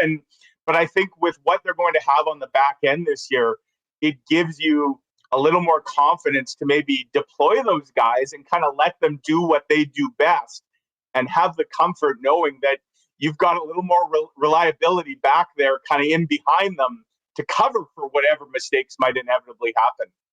Let's talk about the power play for a minute. Have you thought at all about how that first unit might look this year? We talk a lot about Blake Wheeler, but I mean, we want to talk about being productive on the power play. He certainly has been over the course of the last few years. But it's been strange in that, there wasn't really a spot for Ehlers even when Patrick Laine was traded. And, having a real quality second unit, which, often featured Neil Pionk too, which for my money was the Jets' best power play defenseman last year. Despite the fact that he didn't have the shot of buff and it looked a lot different when he first started doing it. There are some options, but I am quite wondering, I mean, as far as the forwards go, how do you get Ehlers on that group? Or do you need to do that? Do you try to put together two pretty evenly balanced power play units and, play them both? Yeah, normally I would say you have to get Ehlers on that top unit just because in the past, Huss, the disparity between what PP1 and PP2 gets on the ice, it was massive. We'd see the first power play unit stay out there for $1.30, $1.40. And, by the time Ehlers would hop over the boards, like the power play was nearly done, right? The goalie's spanking his stick. Right. Maybe had time for one reset. And Nikolai Ehlers would usually do what he does, which is the zone entry machine, right? He'd razzle and dazzle and gain the zone only to have the other guy come out of the box and, too bad, so sad, maybe better luck next time. I'll say this, though, and give Paul Maurice some credit for this. As the season went on last year, and as the second unit featuring Nikolai Ehlers, and don't forget, it also had guys like Andrew Kopp and Matthew Perreault, who were really good contributors. Kopp is back, Perreault will not be. But they started to see more and more time. And in fact, we saw us. There were times even coming out of like a TV timeout where everybody was rested. Paul Maurice would start that group and he'd leave the Scheifele group on the bench, which that couldn't have been an easy decision, but it was the right decision because he was going with the hot hand. So it all depends on deployment. If Paul Maurice is going to reward the group that is going best, And if the Jets can almost get this internal competition going, which the guys talked about it last year, right? We talked to them after games, and there was this friendly rivalry between the two groups, and they were kind of keeping score as to which group was producing more. Like, that's a good thing in my eyes. So you can leave Nikolai Ehlers for sure if you want to call that the second power play unit, if you're going to give him the equal chance to become the first power play unit and to play, the dominant role, if you will. To me, Huss, the more interesting storyline about the power play is how do you find enough ice for Josh Morrissey and Neil Pionk and now Nate Schmidt, who, for my money, Nate Schmidt's going to be on one of those two power play units, is he not? Like, that's kind of that's an area that he plays a lot of in at least on his past teams. Are the Jets going to go with two defensemen on one of those units just to get enough ice time, or does one of those three guys get knocked out of what is a familiar role for them? And I'm curious to see how that maybe works. Well, I am too. And, sometimes we've joked that it's sort of a union shop in Winnipeg under Mo. And, sometimes guys will just stay in that position because they've been there before. And listen, I'll go back to the start of our conversation. I mean, I've got a lot of optimism that Josh Morrissey steps up and, is more of a clear head, playing with better players, will be in a better situation.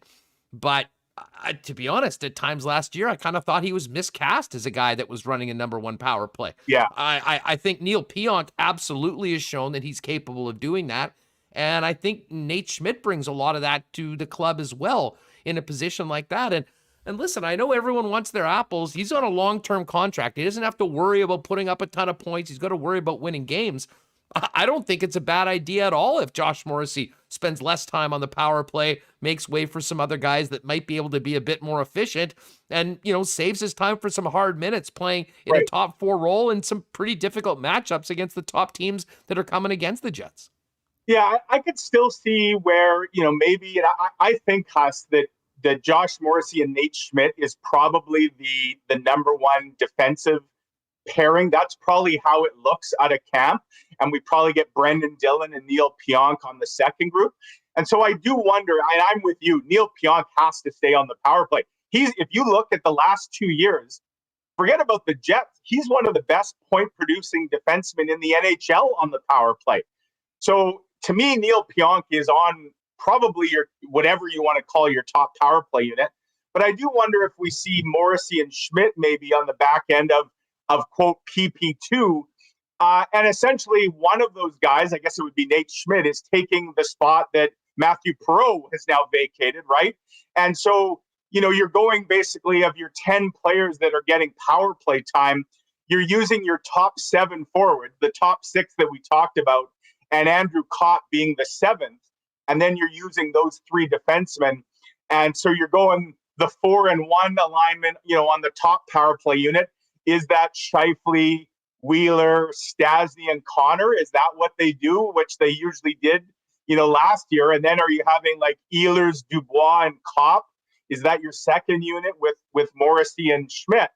That's just one scenario that I could see. But yeah, Paul Maurice is going to have some options here. And that's what training camp is obviously going to be about. There's not going to be, in my eyes, a whole lot of jobs that are being fought for here, at least, to make the team. Certainly, the fourth line, there's going to be some competition to see how that shakes out. And I guess there's a competition maybe for the 7th defense position, I guess. I mean, Logan Stanley's on the team, right? Like, so who's the 7th defense? And I think a lot of it's going to depend on what they do with the salary cap. I don't think the Jets are starting the year with 23 players. I think they're carrying a 22-man roster at most, which is just going to mean one extra forward, one extra defenseman. The waivers are going to come into play. Do they waive Sami Niku? Did they try and bury Nate Bolio's contract in the minors? Like, there's some things at play here.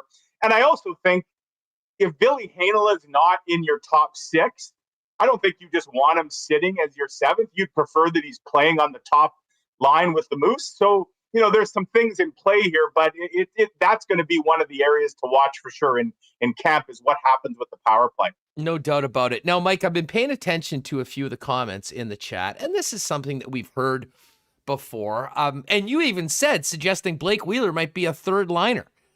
Are we making a little too much about some of the struggles Wheeler's had at times last year when he was obviously injured? I mean, You go back, a lot of people are talking about the guy as if he's done. He had 46 points in 50 games.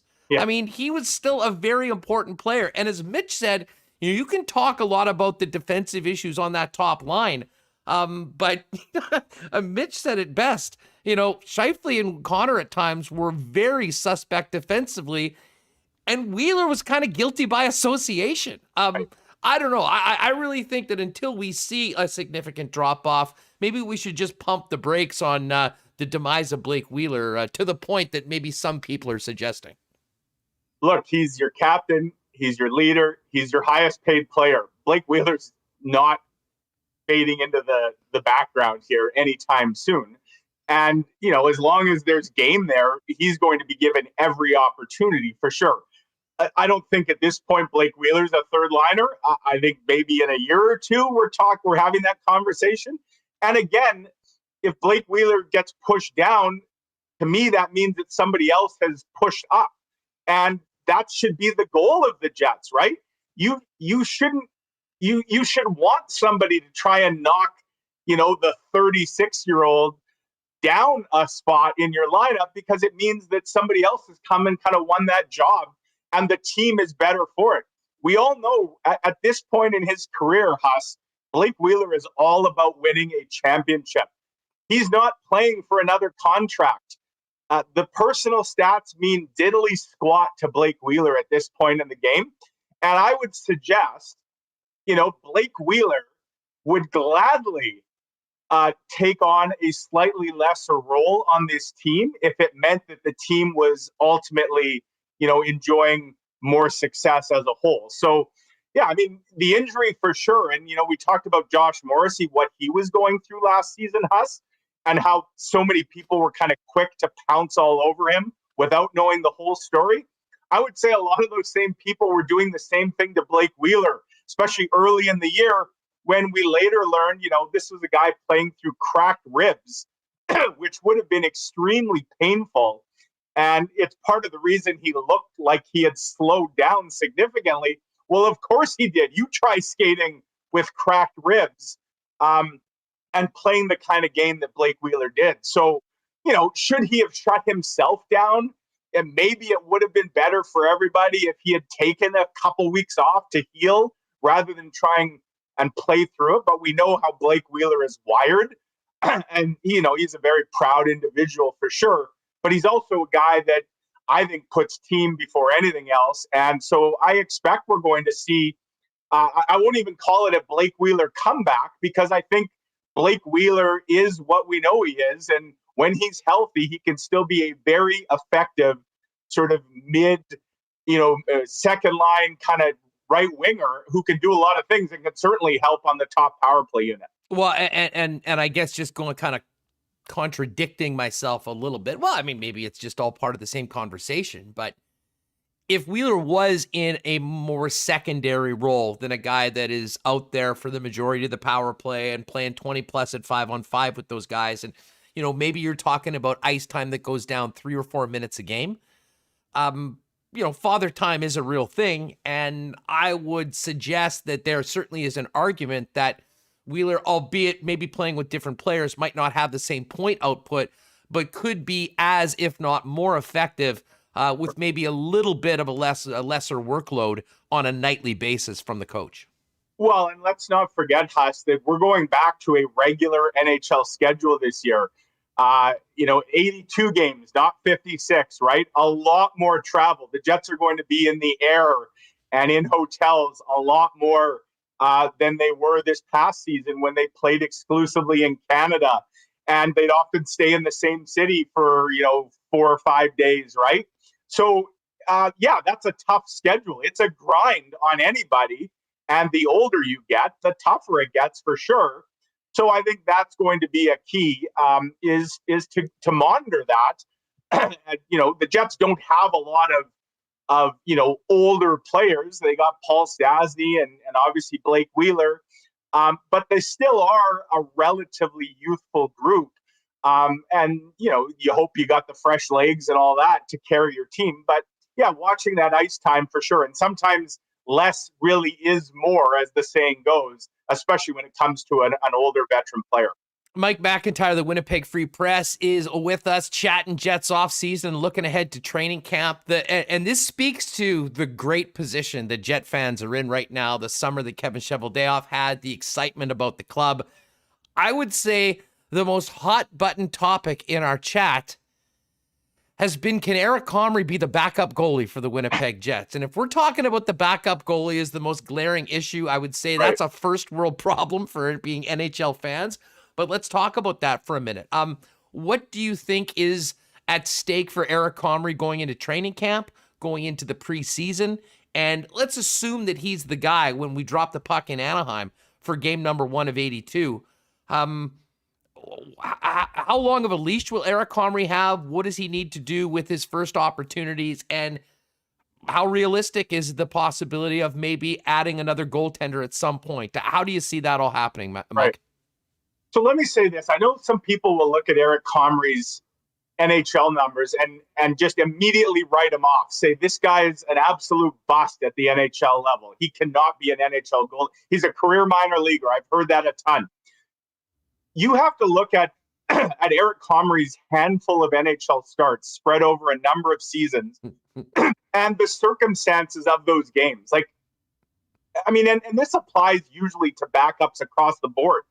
They are not getting the primo starts, right? They're the guy that's coming in on the back half of the second half of a back-to-back when the team in front of them has dead legs. And they're the guy, it's a tough job for sure.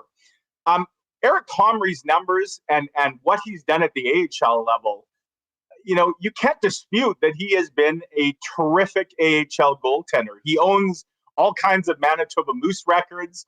He just passed Corey Schneider, who turned out to be a pretty good NHL goaltender himself, right? And Eric Comrie is still a young goaltender. We see goalies all the time, well into their 20s. Some guys, they're 30 or older before they really start to come into their own. So I'm not ready to write Eric Comrie off at all. That being said, for sure, you look at the cap situation the Jets had, and it became abundantly clear, especially when they got Dylan and Schmidt, this team didn't have a lot of money to play with. And I should add, when they re-signed Paul Stastny, right? Dylan, Schmidt, Stastny, those three guys kind of ate up most of the cash the Jets had. All they really could do at that point is kind of entry level or, minor league or minimum salary kind of deals, which, you've seen guys like Riley Nash, come in on and some of these other players that are going to be kind of competing for depth spots. So, yes, you could make the argument that the Jets had to go cheap, if you will, on the backup goalie position. Ideally, Connor Hellebuck's going to play 65 games next season. We know that Connor Hellebuck would play 82 games if they'd let him.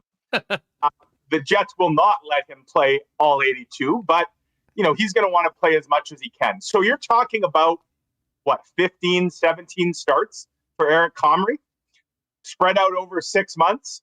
He's going to play 3 times a month, which is not, again, it's not an easy position to come into. But I will say this. I think the lineup that Eric Comrie will be coming into will be the best lineup that he's ever, had in front of him. And especially the blue line, his few starts in the past with the Jets, he will not have had this kind of blue line in front of him. When he played his one game with New Jersey last year, he didn't have a team like this in front of him. When he played his couple games with the Red Wings the year before, didn't have a team like this in front of him. So, I think let's give the guy a chance. Let's give him a clean slate. He's not going to they're not asking him to come in and be all world and, steal them all kinds of games. He just has to be okay. That being said, if he comes in and after a few starts looks overmatched, Kevin Cheveldayoff will have to do something, no question about it. He won't have a lot of money to do something with. We know there are some veteran guys out there, got journeyman goaltenders right now that don't have homes. Like, I suppose as time goes on, their price goes down, right? So is there a possibility that the Jets could look at bringing a guy in who's got some NHL experience and maybe some success at that level, a more veteran guy? Sure, that could happen. But ideally, Eric Comrie is going to take this opportunity, which I would suggest is an opportunity he's never had before. And given what he's done at the AHL level, he's absolutely earned the chance to at least be the first guy up to get this crack. And if he can kind of take the ball and run with it at the salary he's making, the Jets will be all the better for him. Well, no doubt. And I'm glad you brought that up. When we were having this conversation, I don't know, a few weeks ago, I did point out Eric Comrie's played 5 games for the Jets. I mean, I don't know how much you want to put into his 1 game with New Jersey or his 3 games with the Detroit Red Wings, as they were the worst teams in the National Hockey League when he was playing for them. And you look at the 5 games he played for the Winnipeg Jets. First game he ever played, 1 game that the first season, he won in Columbus and stopped a ton of rubber early on in a hockey game that the Jets didn't really show up for. The next year he played 3 games, one of which I believe was also against Columbus. And then the final game he played as a Jet was game 81 of the 2019 season, when the Jets were falling apart at the seams, combusting internally.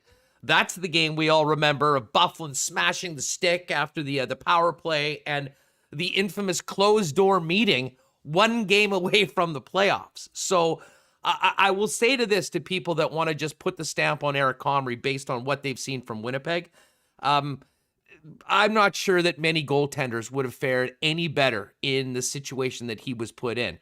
All that being said, you do have to get the job done and you do have to prove yourself. And that's why I do think that his training camp and his preseason is going to be so much more important than maybe for any other player that we look to be on that opening day roster. Because here's the thing, Mike.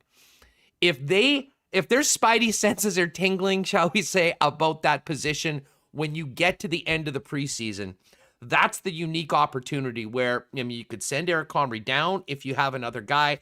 And that's when the third goalies and all of these other teams are going to be there for free on the waiver wire, probably at a very similar salary to what Eric Comrie has. There'll be an Anton Forsberg this year. Right. Hell, Eric Comrie was that guy for the last couple of years that got put on waivers and went somewhere else and then ended up getting a spot. I'm not sure whether those same opportunities are there for Kevin Cheveldayoff and Larry Simmons and Zinger 3-4 weeks into the season. So I really do think that it will be incumbent on Comrie to show up, have a great camp, play well in the preseason, because if they do feel that they have to pull a trigger or explore that, their options are going to be significantly different, I think, a month into the season than they will be when everyone hits the waiver wire. No, you're right. And we saw the goalie musical chair game happen early in this last season, right? And a bunch of guys, and Anton Forsberg, obviously. And I know the taxi squad, created an interesting dynamic because you had to have that third guy kind of still up with the big club, and then you had to still stock your AHL roster. So the taxi squad is gone, but I think we're still going to see some of those same interesting dynamics. And you're right. I know a lot of people ask about a guy like Mikkel Burden, the Birdman. Why isn't he an option? Does he have a shot here? I would say it's still too early for Mikkel Burden to be a backup goalie at the NHL level. Like, there's some things for sure about Mikkel Burden that are very intriguing. Could he develop into a backup goalie at the NHL? Absolutely. Could he develop into a starter at the NHL level one day? I don't see why not. But I think he's a guy, he needs more games, right? And he needs the games to be at a lower leverage, a lower stake kind of. And so the Jets, they would love Mikkel Burden to go down and just play a ton with the Moose this year, be the number one guy down there and, continue to work at his craft. and get that odometer up, right? So that one day he could perhaps step into that role with the big club. But I think the time is not now. I mean, sure, if the Jets were to get hit by an injury situation or something freakish, they may have no choice, at least for a spell. But I don't think that's not the in case of emergency break glass situation that you want to have to rely on right now. And I do think the Jets would look outside the organization before they look to a guy like Mikel Burden if Eric Comrie they don't feel can get the job done. I'm with you 100% on that. I think the plan is for Burden to get back to the Manitoba Moose and play a ton of hockey this year and potentially be ready for that role, possibly the following season, or, depending on what happens with Comrie, have a real legitimate competition between those two and have a legit third guy that, they feel confident about coming out if they need. Man, Mike, this was great. It's been a long time since we've had a legit all hockey conversation. I will direct people to your piece in the Winnipeg Free Press if they want to talk about COVID and some of the things that we're dealing with right now. We got a little too far down that rabbit hole with Rod Pedersen earlier today. So another reason to go read Mike's fine work in the Winnipeg Free Press. Thanks so much for doing this. What's going on now? You finished the golf tour? Are we going to get back writing in the newspaper in the next little bit? What do you got cooking? Well, I almost feel guilty for saying this, Huss, but after tomorrow, I actually start a week of holidays. Now, some would say, wait a minute, you went golfing a couple of days during work this week. Wasn't that like holidays? And to which I really have no defense. So I'm actually off next week, but I am writing one more piece tomorrow before signing off for the weekend. It's actually kind of what we've touched on a bit. It's going to be more about Josh Morrissey and the bigger issue of just how kind of broadening away from just sports, how everybody's fighting a battle these days, and maybe we shouldn't be so quick to just judge people, whether it's an athlete or a fellow human being, because we don't know what people are often going through. And I think we've seen that, whether it's Josh Morrissey and what he played through last year. I even look back to some of the vitriol directed Blake Wheeler's way when he was obviously fighting through an injury. And I just, it rubs me the wrong way how vicious and cruel I think people can be at times. And I think the Morrissey story is just a good reminder of how a little kindness sometimes can go a long way. So I'm going to have a piece that'll run in Saturday's paper, just kind of picking up on Josh Morrissey's story and building off that. And then, on holidays for a week.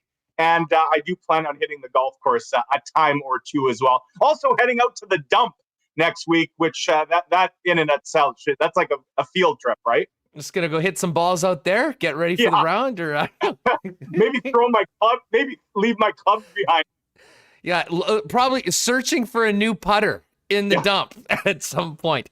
Hey, Mike, this was a lot of fun. We always love having you on the program. Thanks so much for doing this, and you be well. Enjoy that week off, because we know when we get on the other side of Labor Day weekend, the sports world gets cranked up again. The NFL starting, the big games in the Canadian Football League, and training camp right around the corner. And just on the way out, let me ask you this, because you talk about a lot of the vitriol you hear, and God knows I wouldn't want to be in your inbox after the column that you put out today, considering what I've seen on a regular basis.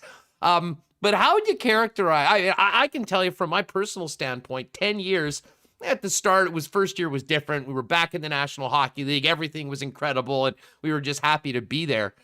I can't remember, even including the 2018 season with that incredible run. Yeah.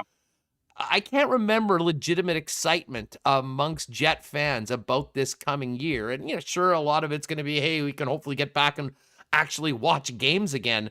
But the moves Kevin Cheveldayoff made over the course of this offseason, even his greatest critics are seeming to be pretty excited about the upcoming year. Are you feeling that same thing from Jet fans when you're opening up your inbox when you haven't touched on some of the more controversial topics of today? Yeah, when I'm not being called a sheep or sheeple, part of the sheeple movement. Absolutely, Huss. And, the roster additions aside, like it seems like the Jets kind of hit all the right notes off the ice as well. Everything from the heritage announcements, the Howard Chuck statue at True North Square, bringing back the making the heritage jerseys the full time, which, by the way, Josh Morrissey told me that's one of the things he's most excited about. He said he said the first time he ever laid eyes on those jerseys, his word to me was they were stunning. And he loves the fact that they're going to wear them 14 times at home this season. And yeah, I mean, even the moves that, True North and the Jets kind of led the way. We've seen other sports organizations now follow, but with the vaccination requirement, to attend games. And I think certainly there's a vocal minority that doesn't sit well with, but I would suggest the silent majority love that move as well, as they should. So yeah, the excitement is absolutely building. And, the Jets, in my eyes, and I think in a lot of people's eyes, this is going to be the deepest, most talented team that they're going to roll out, at least since that 2018 magical run to the Western Conference Final. And it's going to be a lot of fun to kind of follow them over the 6 or 7 or dare everyone dream 8 months that this season is going to last. Well, I can tell you, I'm looking forward to it. I know everyone in the chat is as well, and I'm also looking forward to more conversations like this with you. Just great feedback from everyone with your return to the program, Mike. Even in the dog days of summer, we can have a great Jets conversation here on Winnipeg Sports Talk with you. Thanks so much for doing that. Keep it in the fairway, hit them straight, and maybe the next time you pull out the Sherwood on the green, it drops again. For sure. Thanks, Huss. Take care. Great stuff. There he is, Mike McIntyre of the Winnipeg Free Press. You can follow him on Twitter at Mike McIntyre WPG and check out all of Mike's work daily in the Winnipeg Free Press. That was just a great conversation. We haven't had a lot of Jets news to talk about, but some of our regulars that we're often talking with throughout the hockey season have all been on holidays, and of course we're talking Bombers and CFL and NFL training camps, but that certainly is the bread and butter of Winnipeg Sports Talk. That was a great conversation with Mike. I hoist a Little Brown Jug 1919 in Mike's honor, not to mention the fact that dude has dropped over 100 pounds. Man, he looks great. A lot of nice comments for Mike as well in the chat. But of course, Little Brown Jug, great partner of ours that you can still order for home delivery. If you get that in by 2 p.m. Wednesday to Saturday, they'll have same next day delivery. You can do that simply and easy at littlebrownjug.ca. But, for the time being, we're allowed to get together with friends. I would definitely suggest you go and check out Little Brown Jug HQ along with the great patio on William Avenue. You'll be able to grab a slice of pizza and a couple cold pints of 1919. Maybe try the summer lager or the Hefeweizen, which are available right now in the summer variety pack. Some great merchandise as well. And with still hopefully some nice days left, some live entertainment there as well. So you can check all that out. And speaking of live entertainment, Goldeyes have a big game tonight. They lost yesterday to the Milwaukee Milkmen on a walk-off homer in the bottom of the 9th. Unfortunately, they're 4 games back. Still lots of baseball left to play, and Little Brown Jug will be at the ballpark at Craft Beer Corner from August 31st to September 6th to finish up the season. So certainly planning on taking a couple games in that week when we can get the good stuff, the Little Brown Jug at Craft Beer Corner. Again, William Avenue, Little Brown Jug, or online, littlebrownjug.ca.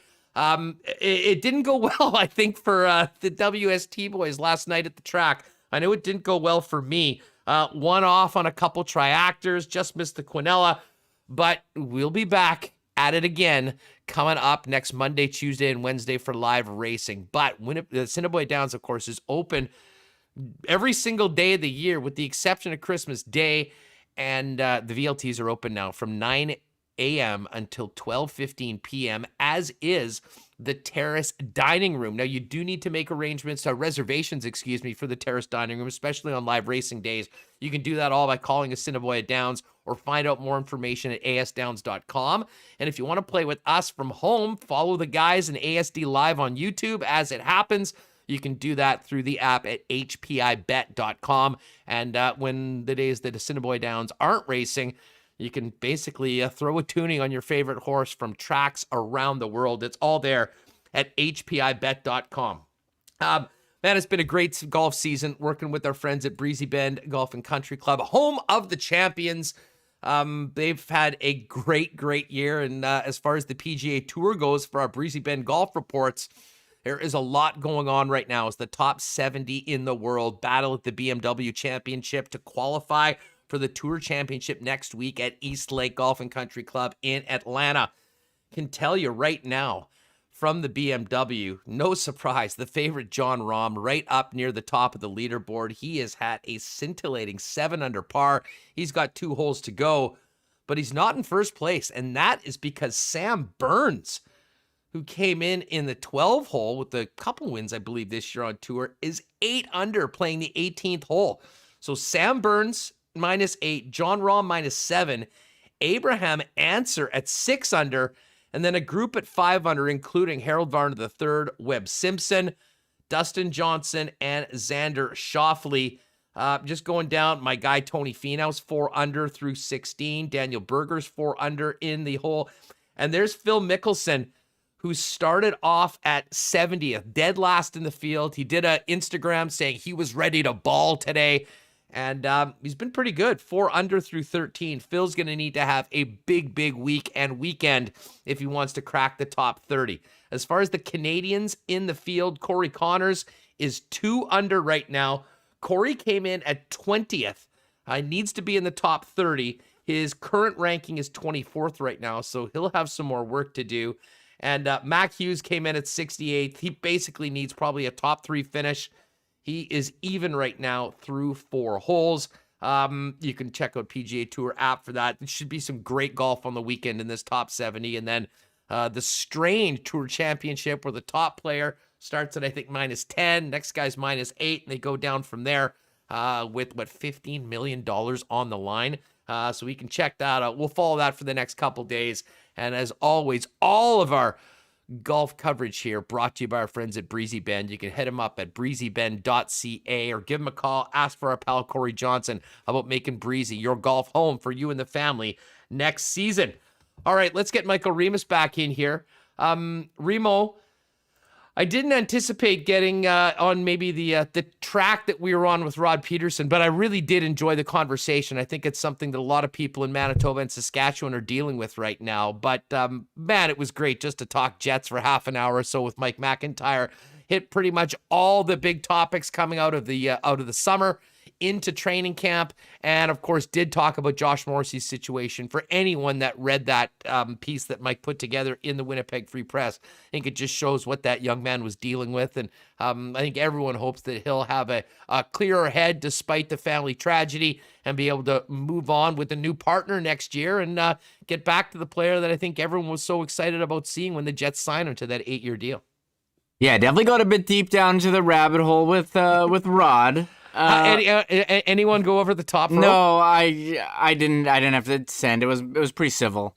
Oh, nice. And Thank you, everybody. Some disagreements, but I thought it was reasonable. Fine. That's fine. And then we didn't really get too much into the matchups this week. I'm starting to look at my CFL fantasy. We got a couple spots left in our DraftKings. I threw the link up earlier. So, shorter week, but looking forward to that. But yeah, that Jets talk with Mike starting to get fired up. Nice to put together hypothetical power plays, hypothetical lines, discussing the backup goalie. And I think it's a valid concern, the backup goalie, but they don't have a lot of salary for that. And I think if it's something that turns into a problem, it will be addressed immediately. And if there's one thing the Jets are good at identifying is holes in the roster and plugging them, as Cheveldayoff did with the defense during the offseason. So I think it's a wait and see if Eric Comrie, but I mean, if that's your biggest concern, backup goalie, I think you're in every team is going to have concerns, unless maybe you're Tampa Bay, but even they had some guys leave the roster this season. So we'll wait and see. I like talking about power play. Nikolai Ehlers, ice time. I think it's pretty clear he's earned to get more time in the power play just based on his production with the limited time he's had. And he's earned the opportunity to be on the top line, get some top line minutes. And look, if he's a guy that doesn't thrive, then we'll know. But I think he's earned his stats say this guy is a top line player and he should be played as such. So, but yeah, great to have some. I'm talking as far as the racetrack. I did the two $10 winners last night. I did not win. Gooch Express, my boy, he finished second, and I was like, no. So I'm the losing streak continues for me. Well, I did mention this yesterday, but somebody hit the super high 5 this week on a 20-cent single bet. They probably had it, as part of a larger bet, but essentially it was one 20-cent bet that ended up netting $136,000 for somebody at Assiniboia Downs. I think that was on Tuesday night. So congratulations to whoever that was. I wish it was someone on our crew. They'd probably be buying a few 1919s for the boys with a big win like that. Let's get to our Coolbet lines for today. And unfortunately, I will say anyone that was with us on our Lock Shop Partner Parlay yesterday, we were disappointed. Well, we loved the Blue Jay game yesterday, and we'll talk about that in a second. But the Jays ended up winning 3-1, which meant that the plus 1.5 on the White Sox blew the parlay before it even got going. So there's a second chance boosted parlay, plus 450, Dodgers to win tonight, along with my pick and Dusty's pick, BC to win and Hamilton to win in the Canadian Football League. If you go to Coolbet, just click on the Lock Shop Boosted Partner Parlay. It's right there in the margin. And plus 450 boosted from about plus 360 for Dodgers, Lions, and Ticats. If you like those picks, you get a great number at Coolbet. And if you haven't played at Coolbet before, use promo code WST for a 100% bonus on your first deposit up to $200. Which brings us over to the Major League Baseball lines. And if you want to get on the Jays, it's live betting right now because this game is already underway. The big Korean ace of the Jays staff, Hyunjin Ryu, literally as I turn around to look, just gave up a homer. It's 4-1 now, White Sox in the top of the third. Jays bats are going to need to get going, but the pitching has been unbelievable. Remo, everyone talking about Robbie Ray's 14 strikeout performance last night. Thank God they got a little bit of run support for a guy that is now plus 550 to win the Cy Young. He was 80-1 earlier this year. We've focused so much on the bullpen and the bats of the Blue Jays and George Springer. Robbie Ray's quietly been one of the great stories, certainly from Blue Jay land this year, but also in the major leagues. And tell you what, a few more starts like that last night with 14 Ks, and he might just win the whole thing. Yeah, the most ever strikeouts in a game by a Blue Jays lefty. Pretty incredible. And I remember when they traded for Robbie Ray, I was like, look, this guy has had success before. He just got to tone down the walks. He's done that, and there he is striking over. And now it's like, what are they going to do? How much is he going to want in the offseason to keep him? I got friends texting me. How much does he make? 5 years, 100 mil? 5 years, 125 mil. This guy has earned himself and is well-deserving of a very nice payday. And so, yeah, great. That was a great move by the Jays, bringing him in because we knew they needed pitching. I mean, you got three solid guys now with Barrios, Ryu, and Robbie Ray. But what good is that if you can't get into the playoffs? So the bullpen, I think, has let them down this season. Some people in chat, maybe Mitch, will blame it on the manager and the way that he's used, done some moves, cost them a couple of games. I'm not here saying that, but I mean, you look at the run differential, they're a playoff team, and it just hasn't been able to come together. So it's still time. Andrew Stoughton earlier this week, I was out on the Blue Jays. I was like, they're done. He's like, hey, there's still time left, so we'll wait and see.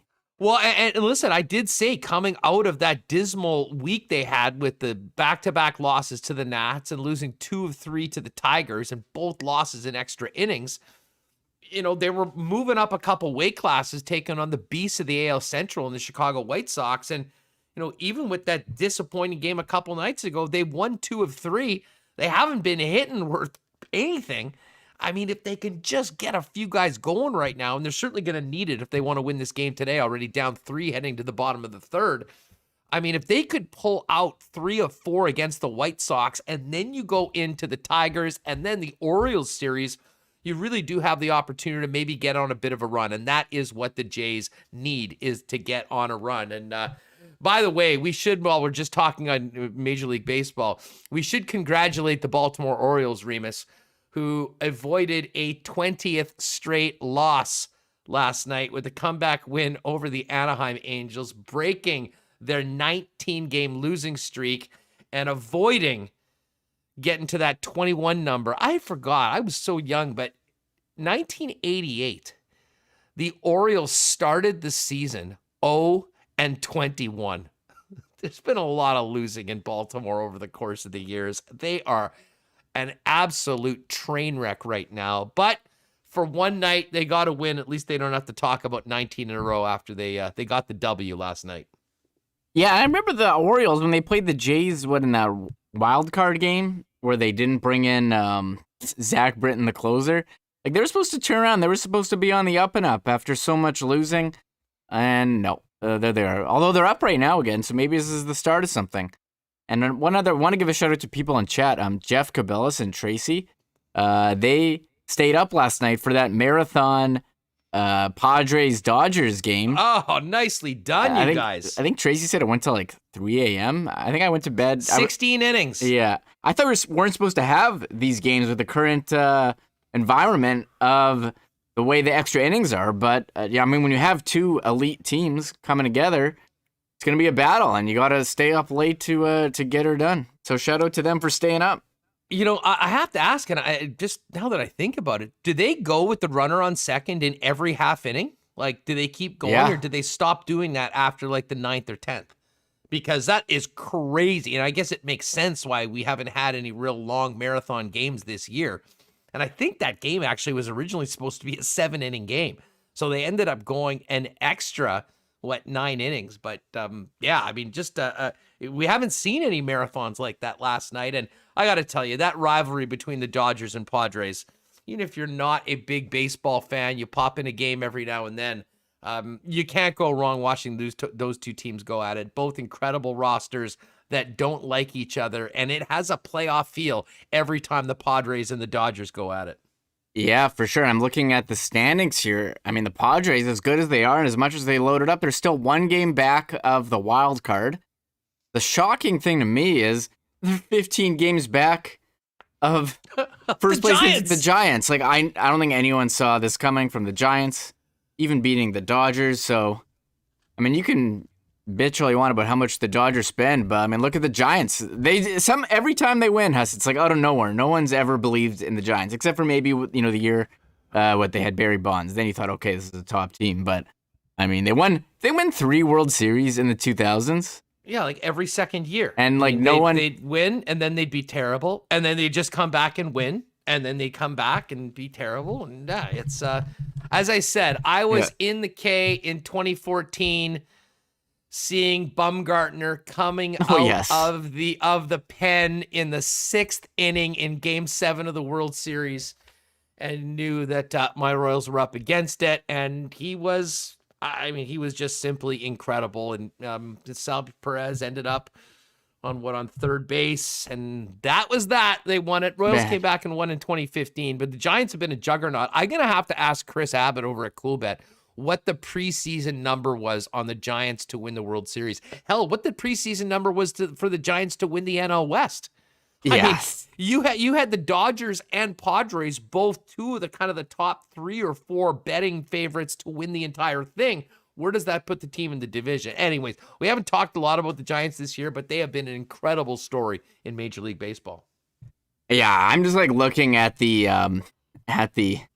World Series winners history just to confirm to myself that they did in fact win 3 World Series, 2010, 2012, and 2014, and I don't think they were like preseason favorites for any of those. And it's unbelievable. And I know a lot of people say, salary caps. You need a salary cap for everyone to be competitive. I think we've had some proof here in MLB the last 15 years that not necessarily. So that's my take. And I've said that before on this program. We don't need to go down into that rabbit hole. Yeah, no doubt about it. A couple other things. Oh, I mentioned the BMW underway when we were talking our golf report for Breezy Bend. I did laugh. Steve Stricker, USA Ryder Cup captain, came out publicly today and said that Brooks Koepka and Bryson DeChambeau have agreed to stop feuding publicly ahead of the Ryder Cup. Going to need a couple of those guys to play nice. They're going to be a part of the team going forward. And we should mention as well, tonight, big hockey game, World Women's Hockey Championships. You can watch it on TSN. Canada versus the USA. I believe the States have won the last 4 World Women's Hockey Championships. Canada certainly has a bit of a score to settle. But man, the Canadian chances took a big hit when it was announced that Canadian star Marie-Philippe Poulin will not be playing tonight for Canada. And, she is arguably Canada's top player, or certainly one of them, has been a legend for the Canadian women's program over the course of her career. And that is a big, big blow to Canada going into this game. The good thing is this is still part of the preliminary round. You'd have to think these teams will play again at some point in the tournament, probably for a gold medal. And if that's the case, fingers crossed that Poulin will be back because missing one of your top players against a roster like the Americans, a big, big disadvantage for Canada tonight in this game. Yeah, no CFL tonight, so we do have TSN does have some programming they can show in this game. I think a lot of people definitely paying attention. Blue Jays in action right now, so I guess that is our sports viewing of the evening. Anytime Canada and US, I think your ears perk up. You want to tune in, but as we said, it's whatever the qualifying round, the round robin round. It's not the gold medal game, but I think you'll tune in for a preview. You know it's going to be heated. You know there's going to be emotion when these two teams play.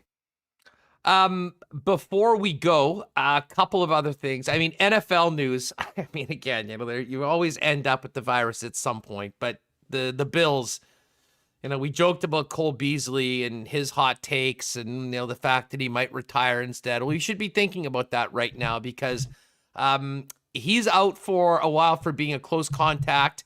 Isaiah McKenzie's not fined for not wearing a mask, as were a number of NFL players, along with the corresponding fine of just under $15,000. What was funny about it that Isaiah probably didn't think of when he decided to take his fine to Twitter, you might want to block out your personal email, Isaiah, before you put something that's going to be seen by millions of people around the world. RIP your inbox, as they say. Yeah, Isaiah McKenzie 16 at gmail.com.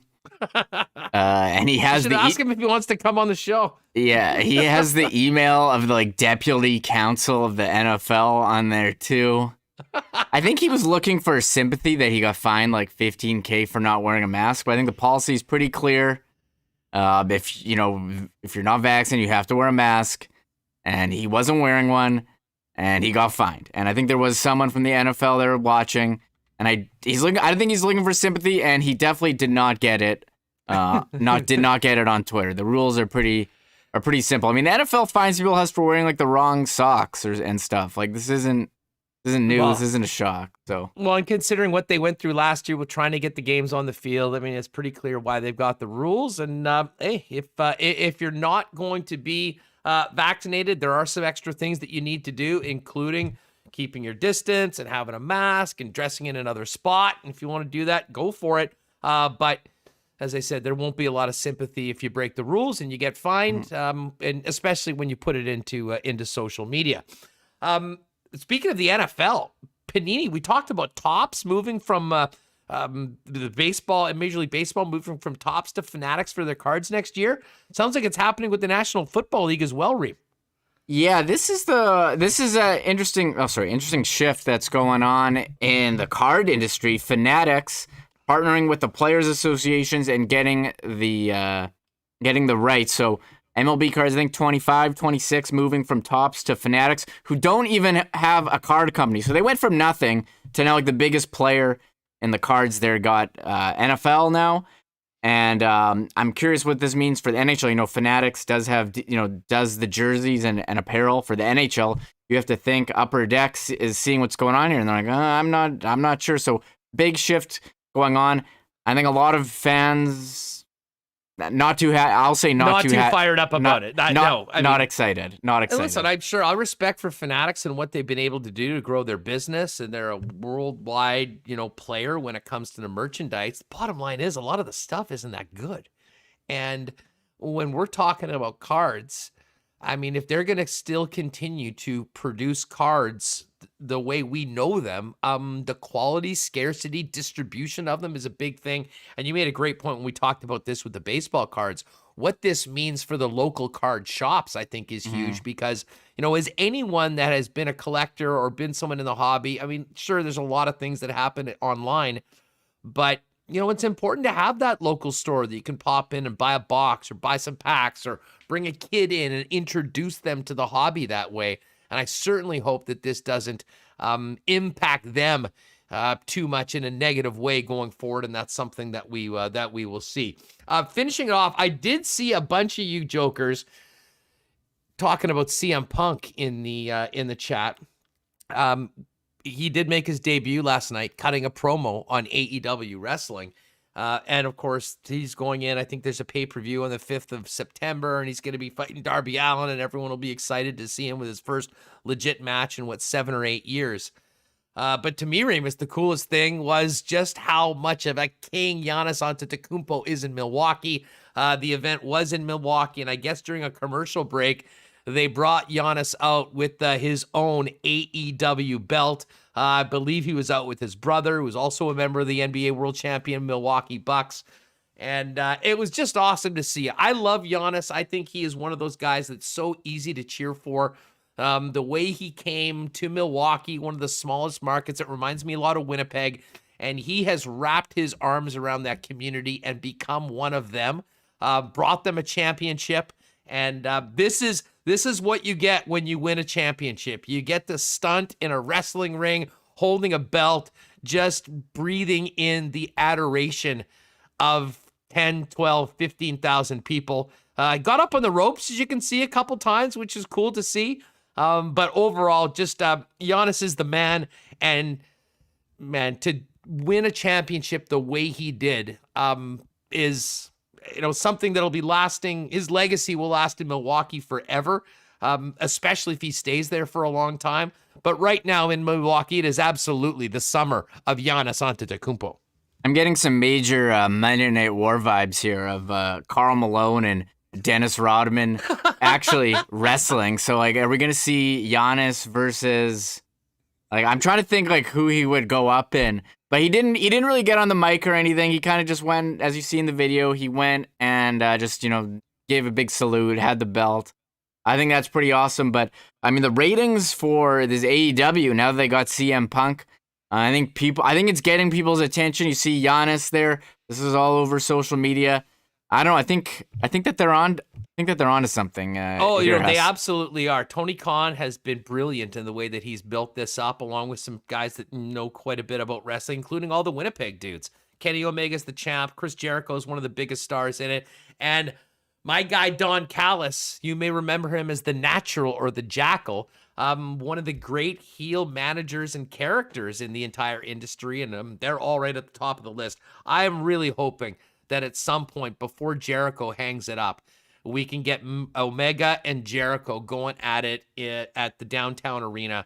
They could fill that place. Winnipeg is a great wrestling town, and really haven't had the opportunity to see either of those guys, despite their huge status worldwide. So I would love to see that. I hope it can happen at some point in the next year or so.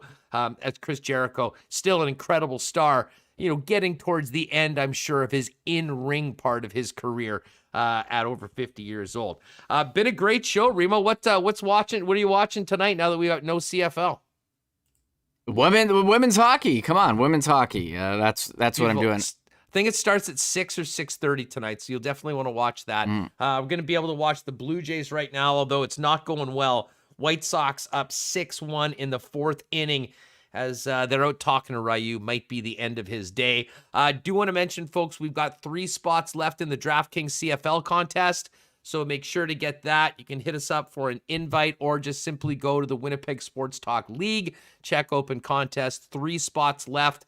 Good luck to everyone on that. And I know we didn't talk a lot of Bombers today. Part of the reason for that is that the Bombers held a closed practice to the media today, but we'll have tons of Bomber talk tomorrow heading into Sunday's game with the Calgary Stampeders coming to town. Ed Tate will join us later on in tomorrow's program with the full recap of practice. Let us know who's out there, how things are looking for Sunday's 6 p.m. game out at IG Field. The Ticats, for their part, did name Dane Evans the starting quarterback for Week 4.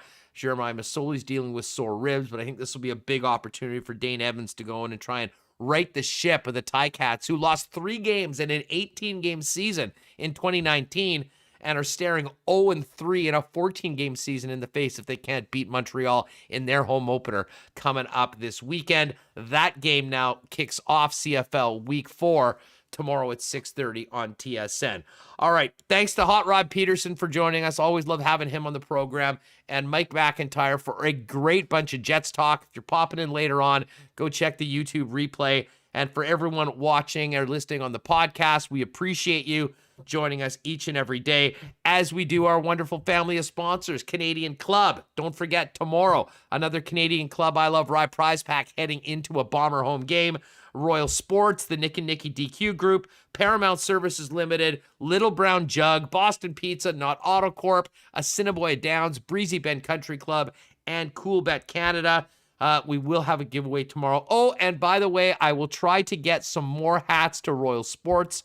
But once we get the remaining kind of half dozen of each there, they will be gone. If you haven't already, even right now, you can check out the store and make sure you get in. We've got the stock from that right now until they're gone. So it won't be long. I'm not sure these suckers are going to last through the weekend. So if you're looking for one of these lids, go to the store or Royal Sports a little bit later on today after we get them the final 6 of each brand because the dad hats are sold out. They've got 2 of the snapbacks left, but we'll get there a little bit later on. So thanks to everyone, by the way, that's purchased and people from outside of Winnipeg that have not only picked up hats, but some of the other merchandise available at our store at winnipegsportstalk.com.